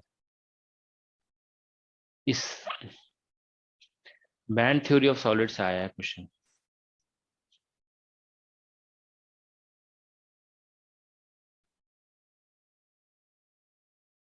नहीं, ग्राफ से क्वेश्चन नहीं है। ठीक है, बैंड थ्योरी ऑफ मतलब इसी ब्रिलवान जोन बाउंड्री से ही रिलेट करके क्वेश्चन आया है, but band theory of solid का क्वेश्चन है। ठीक है, वो हम लोग अभी एक दो क्लास के में डिस्कस करेंगे। ठीक है, ऑलराइट, तो अभी देखिए हम लोग बेसिकली डिस्कस कर रहे थे ये one dimensional lattice having one unit cell, sorry one atom per unit cell. अब हम लोग देखो नेक्स्ट डिस्कस करने जा रहे हैं। ठीक है, 1D लैटिस, ठीक है, having two atoms per unit cell. ठीक है, पर यूनिट सेल अगर हम जो बोल रहे हैं पर यूनिट प्रिमिटिव सेल यहां पे लिख दोगे, प्रिमिटिव सेल। ठीक है, तो two atoms per unit primitive cell. Okay, जैसे हम 3 डायमेंशन में बात करें, अगर देखो 3 डायमेंशन में, तो 3 डायमेंशन में प्रिमिटिव सेल में टू एटम्स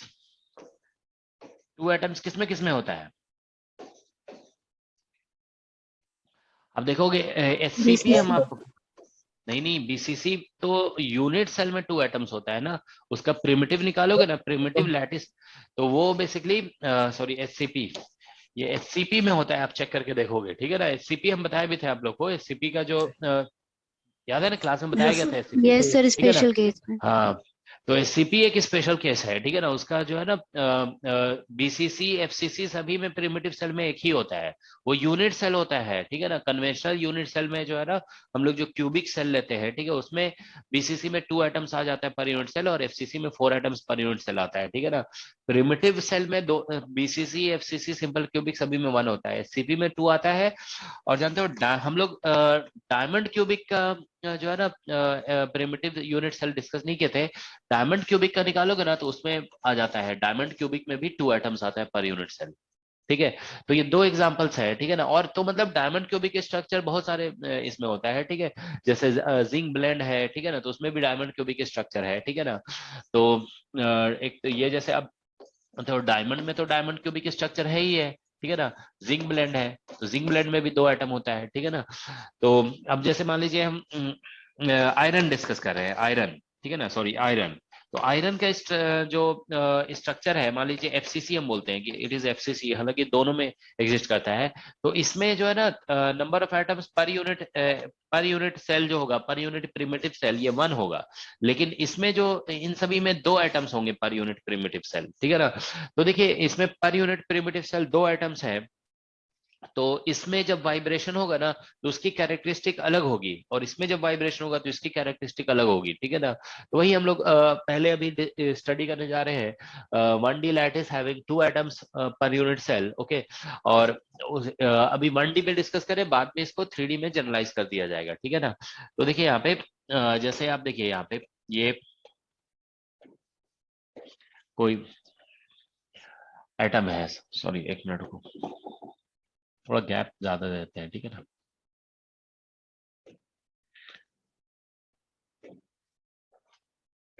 ठीक है, इस तरह से है। तो यहाँ पे आप मान लीजिए कि दूसरे एटम्स है बीच में, ठीक है ना, ये एटम्स है, ठीक है। So that's what we have. तो अभी देखिए, अब इनके बीच में बॉन्ड होगा, ठीक है ना, there will be bond between these atoms. तो ये आपस में ऐसे कनेक्टेड होंगे, ठीक है ना।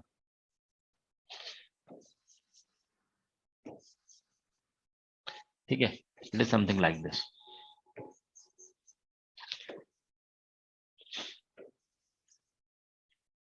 तो देखिए हमारा यूनिट सेल जो है ना वो यहां से यहां तक होगा, ठीक है ना, यहां से यहां तक, ये समझ लीजिए हमारा यूनिट सेल है, यूनिट सेल। जब यहां से हम देखिए लाइन ऐसे ड्रॉ करेंगे ना, देखिए सपोज करो हम यहां से एक लाइन ऐसे ड्रॉ कर रहे हैं, ठीक है ना। तो हाफ एटम इसका इसमें आएगा और हाफ इसमें, मतलब इधर इधर डिवाइड होगा। हाफ कंट्रीब्यूशन देखिए यहां से फिर आएगा, हाफ हाफ कंट्रीब्यूशन, ठीक है ना। तो इस एटम का हाफ कंट्रीब्यूशन इसमें आएगा और इस सेल में, और हाफ इस सेल इधर वाले सेल में आ जाएगा, ठीक है ना। यहाँ पे देखिए ये फिर वैसे ये हाफ हाफ कंट्रीब्यूशन आएगा इसमें, ठीक है ना। It is something like this, half of contribution.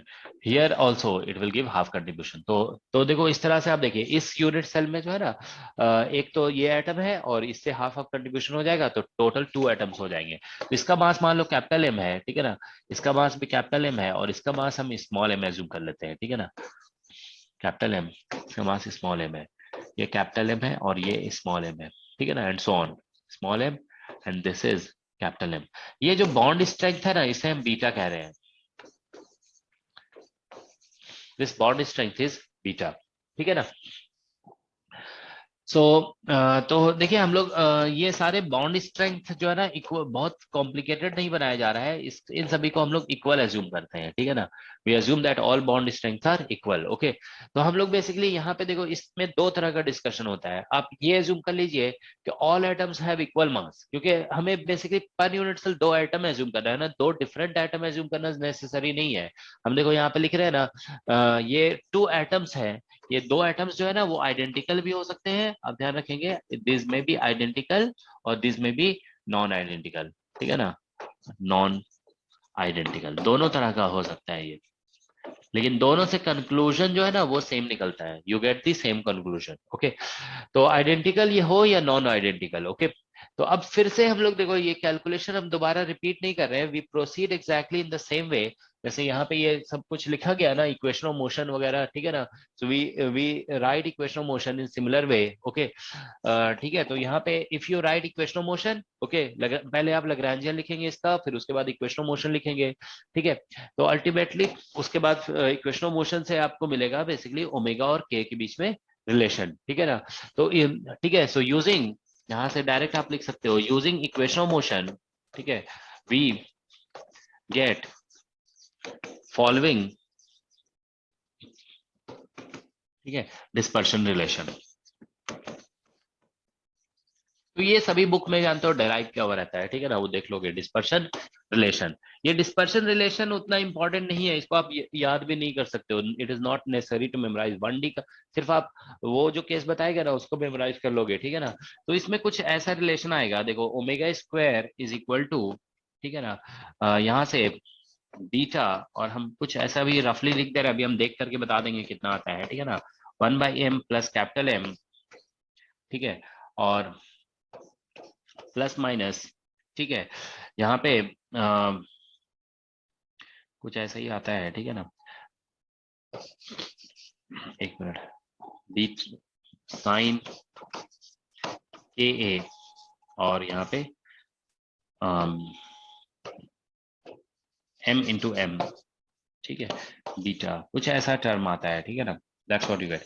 अभी हम देखो एक बार देख कर बता रहे हैं, हमसे कुछ मिस्टेक हुआ है यहाँ पे, ठीक है ना, एक मिनट, गलत हमने गलत लिखा है, ठीक है ना, ये मुझे भी एग्जैक्टली याद नहीं रहता है, ठीक है, ऐसा होता है शायद 1/m plus m,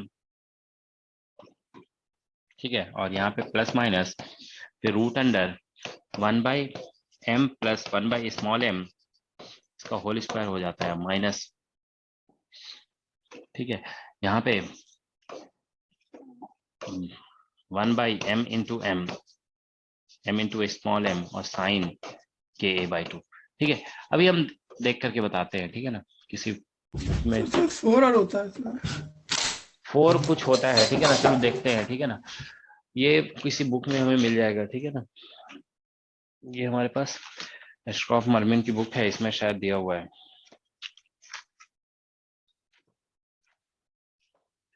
just a minute.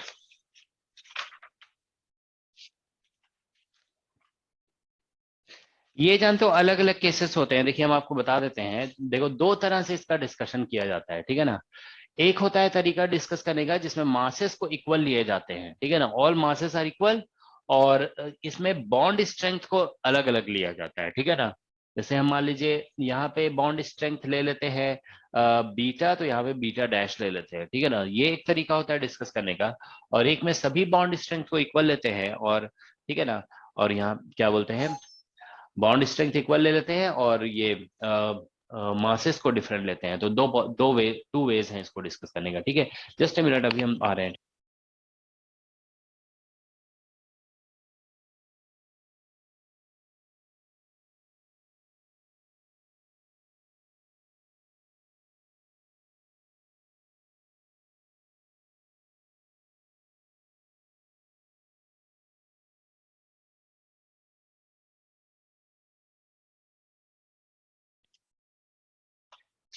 पता नहीं कहाँ पे है,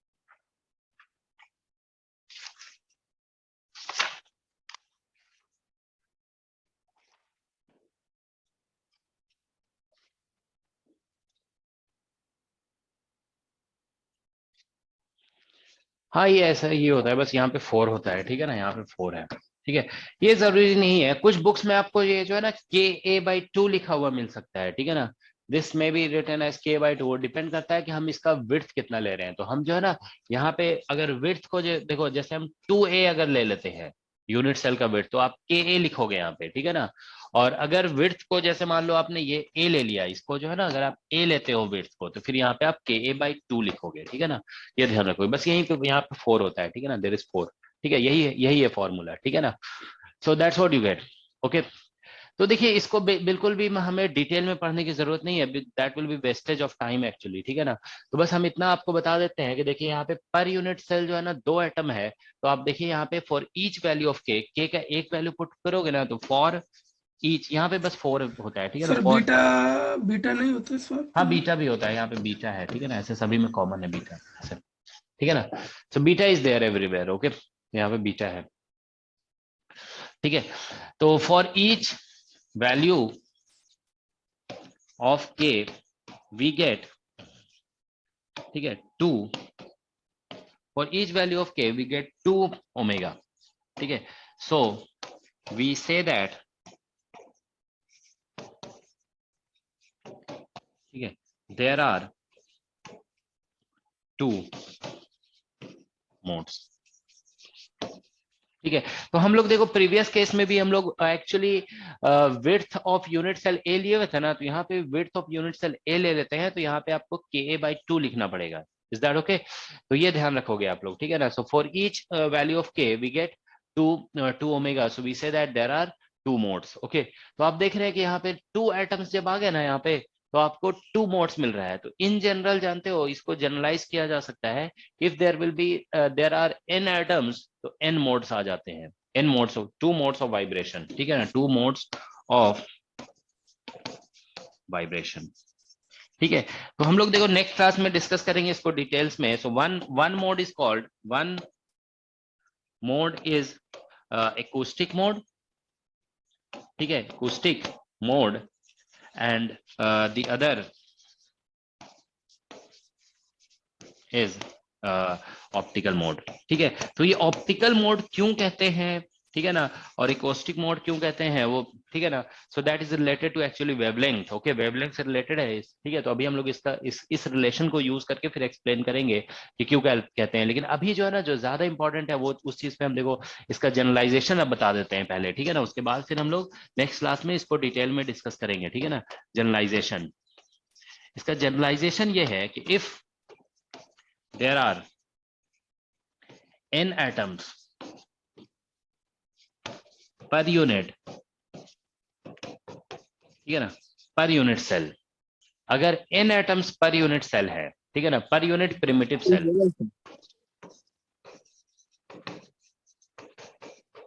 क्या कह रहे हो, फिर से बोलो। यही पूछ रहे थे, प्रिमिटिव होगा ना। हाँ, n यूनिट सेल तो आप जानते हो ना यूनिक होता ही नहीं है ना, it is not, unit cell unique नहीं है, तो इसलिए प्रिमिटिव बोलते हैं, ठीक है ना। So if there are n atoms per unit primitive cell, okay, then, ठीक है, देन, तो इस देखो हम जनरलाइजेशन आपको बता रहे हैं, तो अब डायरेक्ट हम सभी का बता देते हैं, ठीक है ना। तो आप ध्यान रखिए, देन देयर आर, देन ऐसे लिख दो, देन, तो हम लोग ऐसे लिख रहे हैं, देखो 1D crystal, 1D crystal, 2D crystal, ठीक है, और 3D क्रिस्टल, तो सभी का अलग अलग लिख दे रहे हैं, 1D क्रिस्टल, 2D क्रिस्टल और 3D क्रिस्टल, ठीक है। तो अगर if there are n atoms per unit cell, तो 1D क्रिस्टल में जो है ना n मोड्स होंगे, ठीक है, n मोड्स, उसमें से 1 जो है ना एकोस्टिक होगा, ठीक है, और n-1 जो है ना ऑप्टिकल होगा, ठीक है। अब 1 क्यों एकोस्टिक होगा, ठीक है ना, that will be discuss tomorrow, ठीक है ना। तो हम लोग यहाँ पे नेक्स्ट क्लास में हम लोग ये डिस्कस करेंगे डिटेल में, ठीक है ना। तो 2D क्रिस्टल अगर है ना, तो इसमें ध्यान रखेंगे 2n मोड्स होंगे, क्योंकि 2D क्रिस्टल में डिग्री, देखो अब इसको, ये बेसिकली डिग्री ऑफ फ्रीडम के इक्वल होता है, ध्यान रखोगे, डिग्री ऑफ फ्रीडम के इक्वल, ठीक है ना, this is equal two degree of freedom. ये आज आप इसको पढ़ोगे क्लासिकल मैकेनिक्स, तो वहां से भी आपको ये क्लियर हो जाएगा, ठीक है ना। तो नंबर ऑफ वाइब्रेशंस जो होंगे ना, किसी भी नंबर ऑफ मोड्स का मतलब हो गया नंबर ऑफ ओमेगा, ओके। तो एक्चुअली देखिए n एटम्स हैं, ओके, पर यूनिट सेल, तो अगर 1 डायमेंशन में वाइब्रेट कर रहा है तो हर एटम का 1-1 डिग्री ऑफ फ्रीडम होगा, तो n डिग्री ऑफ फ्रीडम हो गया। अगर 2 डायमेंशन में तो एक x डायरेक्शन में डिस्प्लेसमेंट हो सकता है, एक y में भी, तो 2 डिग्री ऑफ फ्रीडम एक एटम का होगा, n एटम्स है ना, तो 2n डिग्री ऑफ फ्रीडम है। ये डिग्री, नंबर ऑफ मोड्स जो है ना, वो basically number of degree of freedom, 2n modes है यहाँ पे, वो that is equal two degree of freedom है। तो यहाँ पे 3D क्रिस्टल है, तो इसमें 3n मोड्स हो जाएंगे, 3n मोड्स। तो ये भी आप ध्यान रखेंगे, ये डिग्री ऑफ फ्रीडम के इक्वल है, ठीक है ना, दिस इज इक्वल टू, क्योंकि 3D क्रिस्टल में 3n एटम हो गए, तो ये डिग्री ऑफ फ्रीडम के इक्वल हो गया। 1D क्रिस्टल में आप ध्यान रखेंगे कि 1 एकोस्टिक मोड होगा, इसमें 2 एकोस्टिक मोड होगा, ठीक है ना, 2 एकोस्टिक मोड, ठीक है, मोड, और इसमें बेसिकली 3 एकोस्टिक मोड होगा। एकोस्टिक मतलब हो गया, समझ लो कि एक तरह से कि साउंड वेव की तरह है, कि sound wave can propagate in x direction और इन y डायरेक्शन और इन z डायरेक्शन। तो 3 पॉसिबिलिटीज है यहाँ पे साउंड वेव प्रोपेगेशन का, ठीक है ना। और इसमें हो जाएगा basically 2n-2 optical mode, total number of mode 2 है ना, उसमें से 2 एकोस्टिक मोड हो जाएगा, ठीक है ना। तो मतलब जितना भी डायमेंशन के इक्वल बस नंबर ऑफ एकोस्टिक मोड होता है, ठीक है ना। सो ये 2 ऑप्टिकल मोड होगा इसमें, 2n-2 ऑप्टिकल मोड, और इसमें 3n-3 ऑप्टिकल मोड हो जाएंगे, ठीक है। तो ये आज आपको देखो डायरेक्टली बता दिया गया है, ये चीज हम लोग पहले ये समझेंगे कि एकोस्टिक मोड होता क्या है और ऑप्टिकल मोड को क्या होता है, और इसको एकोस्टिक मोड क्यों बोलते हैं, या ऑप्टिकल मोड को ऑप्टिकल मोड क्यों बोलते हैं, ठीक है ना। तो ये बेसिकली तो देखो यहाँ पे हम लोग वो चीज जो है ना, एकॉस्टिक मोड को एकॉस्टिक मोड क्यों बोलते हैं, या ऑप्टिकल मोड को ऑप्टिकल मोड क्यों बोलते हैं, वो बेसिकली इस रिलेशन से आता है। Okay, that you get from this relation, ठीक है ना। तो देखिए यहाँ से हम लोग अभी इस रिलेशन पे बेसिकली हम लोग फोकस करेंगे। ये डायरेक्ट हम अभी हम लोग डिस्कस कर रहे थे ना कि जैसे यहाँ पे देखो प्लस माइनस है, तो के एक वैल्यू के लिए ओमेगा की दो पॉसिबल वैल्यूज है यहाँ पे, ठीक है ना। तो तो इसीलिए टू मोड्स बोलते हैं। तो टू मोड्स जैसे यहाँ पे बताया जा रहा था ना कि अगर दो एटम है तो टू मोड्स एग्जिस्ट करेंगे, तो इसीलिए इसको हमने जनरलाइज कर दिया, ठीक है ना। कि एन एटम होंगे तो एन मोड होगा 1D क्रिस्टल में, 2D और 3D का साथ ही में बता दीजिए, ठीक है। अब हम लोग देखो बेसिकली फोकस इस पे करेंगे, ठीक है ना। तो इसमें देखिए दो ओमेगा के दो वैल्यूज हैं, प्लस साइन लोगे ना तो इसको मान लो ओमेगा प्लस बोल देते हैं, और माइनस साइन जब लेंगे तो ओमेगा माइनस बोल देते हैं, ठीक है। Let's call it omega plus and omega minus. Okay, तो देखिए यहाँ पे अगर हम यहाँ से ओमेगा प्लस कैलकुलेट करते हैं, ओमेगा प्लस, तो that will be equal to, ठीक है, यहाँ से बीटा है यहाँ ये, और रूट अंडर ये कितना था 1/m प्लस स्मॉल m हम लिखे हुए हैं, और यहाँ पे प्लस लिख देते हैं, ठीक है ना। फिर रूट अंडर है यहाँ पे 1/m प्लस स्मॉल m, नहीं कैसा था, ये ऐसा था 1/m प्लस 1/स्मॉल m और माइनस, ठीक है ना, 4 और डिवाइडेड बाई, ठीक है, m इंटू स्मॉल m, और यहाँ से साइन स्क्वायर और KA/2 ये लिखा हुआ है, ठीक है ना। तो अब फर्दर इसका हम लोग एनालिसिस कर रहे हैं, ठीक है ना। देखो यहाँ पे इसको ऐसे लिख दो, एनालिसिस ऑफ मोड्स, ठीक है। तो मोड्स जो टू मोड्स हम लोग अभी डिस्कस कर रहे थे ना, उसी का एनालिसिस एक बार कर लेते हैं, ठीक है ना। तो देखिए यहाँ पे बेसिकली ये हमारा रिलेशन है, इसको ओमेगा प्लस हम प्लस साइन यहाँ पे यूज कर रहे हैं, ठीक है ना। तो इसमें स्टार्टिंग में भी 1/m प्लस 1/m अलग अलग हाँ हाँ हाँ सॉरी, हाँ ये अलग अलग है, ठीक है। ये 1/M और प्लस 1/स्मॉल m है, ठीक है। तो इसमें देखिए अगर हम k टेंड्स टू 0 लेते हैं, ठीक है ना, k टेंड्स टू 0, ठीक है ना, तो इसको हम मान लो 0 कर देंगे, ठीक है ना। इफ यू मेक इट 0, ठीक है ना, यहाँ पे इसको 0 कर देंगे, तो ओमेगा प्लस का वैल्यू जो आएगा, ठीक है, k टेंड्स टू 0 में आप देखिए ओमेगा प्लस का वैल्यू कितना आ रहा है, इट इज इसको 0 कर दोगे तो बेसिकली ये हमारा 2 बीटा, ठीक है ना, और 1/M और plus small m under root, ये वैल्यू आ जा रहा है, ठीक है ना। इसको 0 कर देते हैं, नेग्लेक्ट कर दिए इसे, ठीक है ना। k इक्वल टू या k इक्वल टू 0 डायरेक्ट लिख दो, ठीक है ना। तो ये, और अगर हम लोग साइन का मैक्सिमम वैल्यू यूज करते हैं, ठीक है ना, k is equal to π/a, ठीक है ना, k is equal two plus minus π/a, ठीक है ना, ये यूज करते हैं। देखो प्लस माइनस π/a में ये 1 हो जाएगा, ठीक है ना। सो दिस विल बिकम, क्योंकि π/2 बन जाएगा ना, तो ये 1 हो जाएगा। तो यहाँ से ओमेगा प्लस का वैल्यू जो है ना, उस केस में जब निकालोगे तो कितना आ रहा है, देखो यहाँ से ये बेसिकली 1 हो जाएगा ना, तो ये बेसिकली बन जाएगा 1/m सर माइनस, ये ब्रैकेट में जो है 1/m whole square plus small m हाँ। कब रहा ये होल स्क्वायर है, ठीक, यहाँ पे हम लोग होल स्क्वायर ही लिखे थे ना, देखो यहाँ पे ये होल स्क्वायर है, ठीक है, ठीक है। तो अदरवाइज डायमेंशनली इनकरेक्ट हो जाएगा, ठीक है। तो देखो यहाँ पे इसको 1 ये करोगे ना, तो 1/M माइनस 1/स्मॉल m बन जाएगा ये, ठीक है ना। तो स्मॉल m कैंसिल हो जाएगा, ठीक है। तो इसमें जो अगर स्मॉल m को हम छोटा मानते हैं, देखो जैसे मतलब स्मॉल m को जो है ना हम less than capital M assume कर रहे हैं, तो इसको जानते हो ऐसे लिखना पड़ेगा, ये ब्रैकेट के बाहर जब आएगा ना तो इसको ऐसे लिखना पड़ेगा। देखो यहाँ पे आ जाएगा 1/M plus small m, sorry plus small m, और प्लस इसको लिखना पड़ेगा 1/M माइनस 1/M, ऐसे लिखना होगा, ठीक है ना। अगर आप स्मॉल m को स्मॉलर एज्यूम करते हो तो दिस, ठीक है, और ये बीटा यहाँ पे आउटसाइड है, ठीक है। तो इस केस में ओमेगा प्लस जो है ना, that will be equal to root under, ये कैपिटल M कैंसिल हो जाएगा, तो 2 बीटा बाई स्मॉल m बच जाएगा, ठीक है। दैट्स व्हाट यू गेट, ठीक है।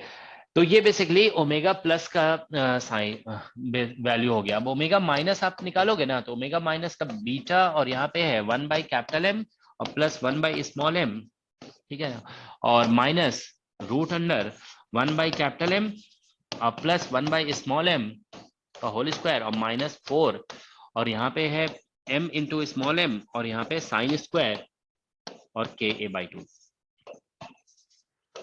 ठीक है। दैट्स व्हाट यू गेट, ठीक है। तो ये रिजल्ट है हमारा। तो अब देखो फिर से यहाँ पे ये बेसिकली लोअर फ्रीक्वेंसी मोड कह सकते हो, और ये हायर, क्योंकि हम प्लस साइन यहाँ पे यूज किया ना, तो ये हायर फ्रीक्वेंसी मोड है और ये लोअर फ्रीक्वेंसी मोड है, ठीक है ना। तो इसमें अब देखिए फिर से वही k टेंड्स टू 0 वाला केस लेते हैं। अगर हम k टेंड्स टू 0, तो इसमें देखो ये वाला टर्म 0 करोगे तो ये और ये कैंसिल हो करके ओमेगा माइनस जो है ना वो 0 आ जाएगा, और k tends to pi by plus minus pi by a, मतलब ये ब्रिलवन जोन बाउंड्री है, ध्यान रखोगे, BZB ब्रिलवन जोन बाउंड्री, ठीक है ना। तो ओमेगा माइनस अब कैलकुलेट करके देखिए आप, तो इस केस में जो है ना यहाँ से फिर से वही बात होगी, ये 1 हो जाएगा, ठीक है, या माइनस साइन आप यूज कर रहे हैं तो ये बस ऐसा ही आएगा, ये जो यहाँ माइनस आ जाएगा ना तो ये स्मॉल m कैंसिल हो जाएगा, कैपिटल M बच जाएगा, ठीक है ना। तो ये beta 2 beta divide by capital M बच जाएगा, ठीक है ना। This is what you get, okay. तो ओमेगा माइनस ये बच रहा है, ओमेगा प्लस ये बच रहा है, ठीक है ना। तो ये अब देखो ये 0 से स्टार्ट हो रहा है, इट इज स्टार्टिंग फ्रॉम 0, ठीक है, लेकिन ये स्टार्ट हो रहा था यहाँ पे हायर वैल्यू से। आप देखो यहाँ पे ये स्टार्ट हो रहा था k टेंड्स टू 0 में, इस वैल्यू से स्टार्ट हो रहा है। तो ये वैल्यू आप देखो यहाँ पे, ये जो वैल्यू है ना, this value is greater than this value. इसमें देखो 2 बीटा बाई स्मॉल m भी है यहाँ पे, ठीक है ना। तो ये वाला फैक्टर तो इसमें प्रेजेंट है, ये एक्स्ट्रा कैपिटल M का फैक्टर भी है, ठीक है। तो इसलिए देखिए यहाँ पे अब हम इसका ग्राफ प्लॉट करते हैं ना अगर हम लोग, ठीक है, ये ओमेगा वर्सेस k, ठीक है। तो ये हमारा ब्रिलवन जोन बाउंड्री हो जाएगा यहाँ पे, ठीक है। This is Brillouin zone boundary, this is Brillouin zone boundary, okay. तो हम लोग देखो ओमेगा, पहले ओमेगा प्लस को प्लॉट करते हैं अगर, ठीक है ना। देखिए ओमेगा प्लस, तो इसका ग्राफ ऐसा आ रहा है, देखिए यहाँ पे,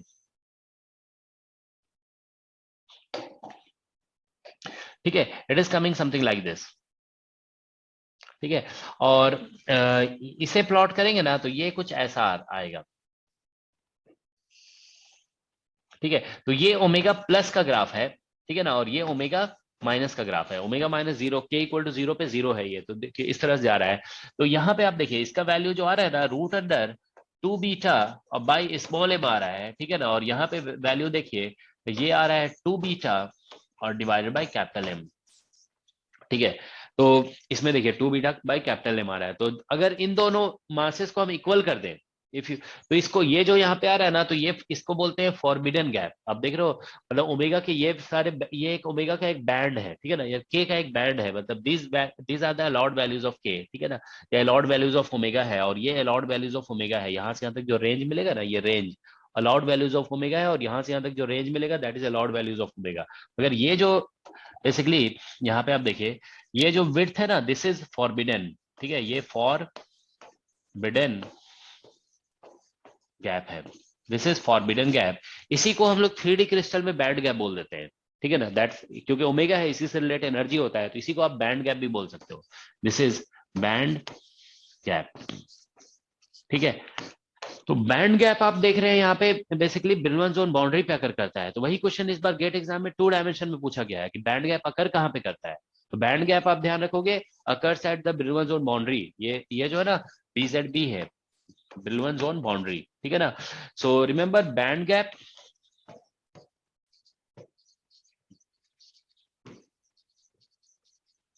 occurs at Brillouin zone boundary.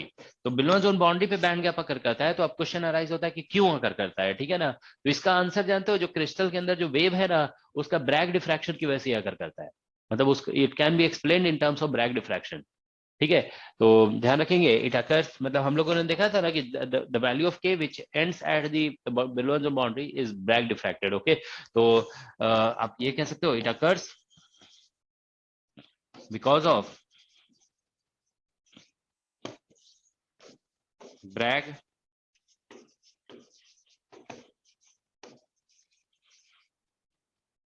Diffraction, ठीक है ना। ओके, तो अभी हम लोग बाद में इसको डिस्कस करेंगे, अभी मतलब जस्ट ऐसे हिंट दे दिए, ठीक है ना। इलेक्ट्रॉन के लिए भी बात बोली जाएगी, ठीक है ना। ऑलराइट, तो ठीक है। So this is what we have. तो अब आगे देखिए हम दोनों मासेस को इक्वल लेते हैं। If we take these 2 masses equal, तो ये बेसिकली इक्वल, तो ये वैल्यूज मैच कर जाएंगे, तो फिर बैंड गैप यहाँ पे 0 आ जाएगा, ठीक है। तो आप ये ध्यान रखोगे कि इफ यहाँ पे if small m is equal to capital M, तो फिर band gap is equal to band gap is equal to 0 आ जाएगा एट ब्रिलवन जोन बाउंड्री, ठीक है ना, BZB, ठीक है ना। तो ये ध्यान रखेंगे। और दूसरी चीज आप ध्यान रखो, इफ ये आप देखिए यहाँ से कि इस स्मॉल m को आप छोटा करिए, तो ये बेसिकली ये जो है ना छोटा करेंगे तो ये वैल्यू जो है ना इससे इनवर्सली प्रोपोर्शनल है, तो ये वैल्यू बड़ा होता जाएगा, बड़ा होने के मतलब ऊपर शिफ्ट करेगा। और कैपिटल M को बड़ा करोगे ना तो ये इससे इनवर्सली प्रोपोर्शनल, तो इसको बिग करने पे ठीक है क्या बोलते हैं ये नीचे शिफ्ट होगा। तो अगर मतलब स्मॉल m और कैपिटल M में जितना ज्यादा डिफरेंस होगा ना उतना ज्यादा ये गैप होगा, ठीक है। So larger the difference between small m and capital M, larger will be this gap. Okay, तो larger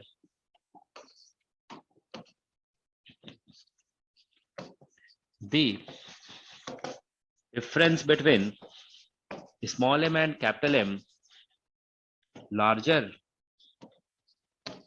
will be the gap at band gap, है ना, ऐसे लिखो band gap at Brillouin zone boundary, ठीक है। तो बैंड गैप जनरली जानते हो ऐसे, देखो यहाँ पे बैंड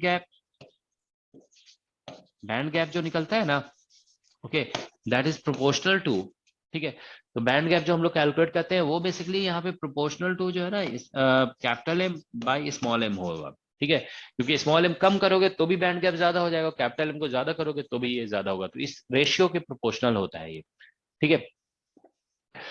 ठीक है, तो ये कुछ बेसिक डिस्कशन हो गया related to different modes of vibration in solid. Okay, ठीक है। तो अब देखो यहाँ पे, चलो अभी हम स्टॉप कर रहे हैं, तो नेक्स्ट क्लास में हम लोग ये जो भी हम लोग डिस्कस किया ना कि हायर फ्रीक्वेंसी और लोअर, देखो ये हायर फ्रीक्वेंसी मोड है, this is higher frequency mode और this is lower frequency mode, ठीक है।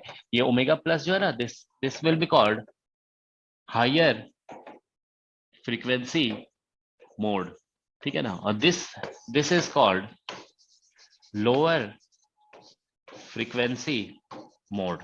तो इसी हायर फ्रीक्वेंसी मोड को जो है ना हम लोग बोलते हैं ऑप्टिकल मोड, ठीक है, ये ऑप्टिकल मोड है।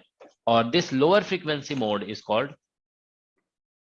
Acoustic mode. तो अब क्वेश्चन ये अराइज होता है ना कि लोअर फ्रीक्वेंसी मोड को एकॉस्टिक मोड क्यों कहते हैं और हायर फ्रीक्वेंसी मोड को ऑप्टिकल मोड क्यों कहते हैं। तो इसका एक सिंपल आंसर यही है, देखो कि जैसे ऑप्टिक्स जब पढ़ते हो ना तो लाइट का डिस्कशन होता है, लाइट की फ्रीक्वेंसी जो होती है ना ज्यादा होती है और साउंड की फ्रीक्वेंसी जो होती है ना वो कम होती है, ठीक है ना। तो लोअर को इसीलिए एकॉस्टिक से ऐसा कोई ज्यादा इसका रिलेशन नहीं है, लेकिन इसको एकॉस्टिक नेम इसीलिए दिया गया है क्योंकि साउंड की लो फ्रीक्वेंसी होती है और लाइट की जो है ना हाई फ्रीक्वेंसी होती है, that is one reason. Okay, और नेक्स्ट जो है ना मोड ऑफ वाइब्रेशन से रिलेटेड इसका आंसर ज्यादा प्रिसाइज आंसर होता है मोड ऑफ वाइब्रेशन से रिलेटेड। मोड ऑफ वाइब्रेशन जो है ना वो आप क्लासिकल मैकेनिक्स में आज पढ़ोगे आप लोग, ठीक है ना। तो इसीलिए हम इसको नेक्स्ट कल डिस्कस करेंगे, ठीक है ना। कि जो नेम दिया गया है ना एक्चुअल में ऑप्टिकल मोड, एक मतलब इसका दो रीजन बोल सकते हो, why it is called optical mode और why it is called acoustic mode. One reason है कि हाई फ्रीक्वेंसी मोड है इसलिए बोल दिया ऑप्टिकल मोड क्योंकि लाइट की फ्रीक्वेंसी हाई होती है, ठीक है ना। ऑप्टिक्स में हाई फ्रीक्वेंसी यूज होता है और साउंड की फ्रीक्वेंसी लो होती है, तो इस लो फ्रीक्वेंसी को हम लोग ये बोल रहे हैं। दूसरा आंसर इसका दिया जाता है इन terms of the mode of vibration, मतलब इन फेज ऑसिलेशन होगा या आउट ऑफ फेज ऑसिलेशन। तो इसमें आपको पता चलेगा नेक्स्ट क्लास में, इसमें ऑसिलेशन होता है आउट ऑफ फेज। ओके, मतलब जो दो एटम्स है ना पर यूनिट प्रिमिटिव सेल वो दोनों आउट ऑफ फेज ऑसिलेट कर रहे होते हैं और इस केस में दोनों एटम इन फेज ऑसिलेशन हो रहा होता है, ठीक है ना। तो उस वजह से भी इसको एकॉस्टिक और ये क्या बोलते हैं एकॉस्टिक मोड और ऑप्टिकल मोड बोला जाता है। तो यहाँ पे आउट ऑफ फेज है और इसमें इन फेज, ठीक है, हम यहाँ पे लिख देते हैं, ठीक है, ये कल बताएंगे आप लोग को, ठीक है ना। इन फेज, यहाँ पे इन फेज ऑसिलेशन होता है, ठीक है ना, और इसमें आउट ऑफ फेज ऑसिलेशन है, आउट ऑफ फेज ऑसिलेशन, ठीक है। तो ये जानते हो एक्चुअली रिलेटेड है, वो क्लासिकल मैकेनिक्स का जो नेक्स्ट टॉपिक हमारा आने वाला है ना उससे रिलेटेड है, तो इसलिए हम उस ये साथ साथ डिस्कस कर देंगे, ठीक है। तो आज क्लासिकल मैकेनिक्स में इसी टॉपिक को डिस्कस करेंगे हम लोग, modes of oscillation etcetera. Alright, चलो तो अभी स्टॉप करते हैं, ठीक है। नेक्स्ट क्लास में इसे हम लोग कंटिन्यू करेंगे। लास्ट लाइन दिखा दीजिए। लास्ट ऊपर लिखे थे ना ये, नहीं सर, बिल्कुल एंड में नीचे।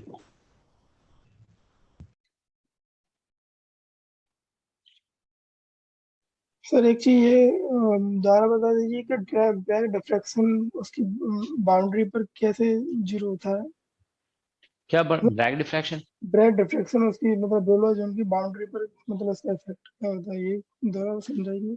नहीं, हम लोग डिस्कस किए थे ना वहां पे, आप देखोगे जब के रेसिप्रोकल लैटिस में ब्रैग डिफ्रैक्शन डिस्कस कर रहे थे ना, तो वहां पे हम बताए थे कि जो के का वैल्यू मतलब के डिफरेंट वैल्यूज हम रेसिप्रोकल लैटिस में ड्रॉ करते हैं, तो जो के ब्रिलॉइड जोन तक एक्सटेंड होता है ना, वो बेसिकली वेवलेंथ के को रिप्रेजेंट कर रहा होता है, जिसका ब्रैग डिफ्रैक्शन हो सकता है।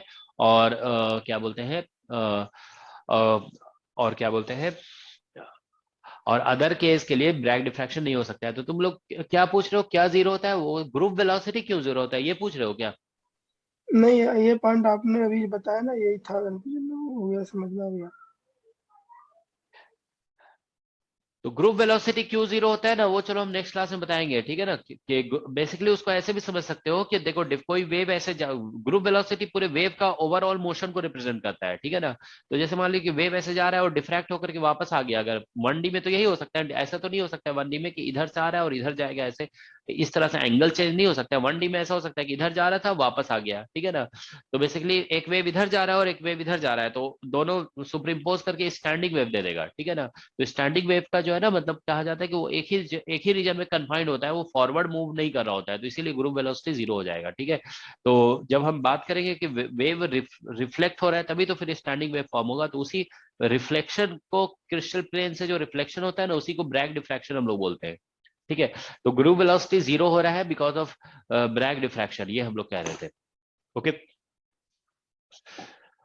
ठीक है, तो एक बार आप लोग ऐसा करोगे ना, ब्रैग डिफ्रैक्शन पढ़ के आओगे, ठीक है। हालांकि नेक्स्ट क्लास में उतना ज्यादा यूज नहीं हुआ, लेकिन फिर भी एक बार पढ़ोगे उसको, ठीक है। फिर हम लोग ये जो हम रेसिप्रोकल लैटिस में ब्रैग डिफ्रैक्शन डिस्कस कर रहे थे, उसको एक बार रिवाइज करोगे और इससे रिलेट करोगे, तो आपको ज्यादा समझ में आएगा, ठीक है। लेकिन उसको थोड़ा 2-3 बार रिवाइज कर लोगे, क्योंकि उस चीज का कॉन्सेप्ट, उस कॉन्सेप्ट को हम लोग फिर बैंड थ्योरी में भी डिस्कस करेंगे, ठीक है। और ये चीज आप ध्यान रखोगे कि बैंड गैप जो है ना, अकर करता है ब्रिलॉइड जोन बाउंड्री पे। तो आप 2 डायमेंशनल क्रिस्टल का ब्रिलॉइड जोन बाउंड्री जानते हो ना, 2 डायमेंशनल क्रिस्टल का कहां पे होगा ब्रिलॉइड जोन बाउंड्री, अगर स्क्वायर लैटिस है तो? जैसे 1D का कहां पे कर रहा है, 1D का कर रहा है पाई बाई ए और माइनस पाई बाई ए पे। तो 2D में तो के एक्स हो जाएगा और के वाई होगा, तो उसमें तो ऐसे करेगा ना, minus pi by a plus pi by a, फिर वाई में भी plus pi by a minus pi by a. तो ब्रिलॉइड जोन बाउंड्री आपको पता चल गया ना कहाँ पे है, minus pi by a plus pi by a minus pi by a plus pi by a. तो मतलब बैंड गैप वहीं पे करेगा, ठीक है। तो बेसिकली यही क्वेश्चन पूछा गया था इस बार गेट एग्जाम में, कि 2D लैटिस में बैंड गैप कहाँ पे अकर करता है, ठीक है ना। तो बस आपको बता देना है कि ब्रिलॉइड जोन बाउंड्री पे अकर करता है, तो ब्रिलॉइड जोन बाउंड्री बस पता चलना चाहिए कहाँ पे आता है, ठीक है। बॉन्डिंग दिखा दीजिए एक बार। क्या? Hydrogen bonding. ये हाइड्रोजन बॉन्डिंग वगैरह इतना इंपॉर्टेंट नहीं है, ठीक है ना, वो बस ऐसे ही बता दिया है, ठीक है। हालांकि हेलो सर। सर वो स्ट्रक्चर दिखा दीजिए, स्ट्रक्चर।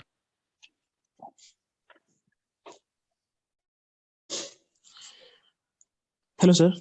यस सर हमारा सर एमपी हो गया है सर, मतलब सारा कंप्लीट सर? नहीं, अभी या एक दो क्लास लगेगी उसकी और, ठीक है ना, कुछ क्लासेस सर और हमारा लगाएंगे, ठीक है।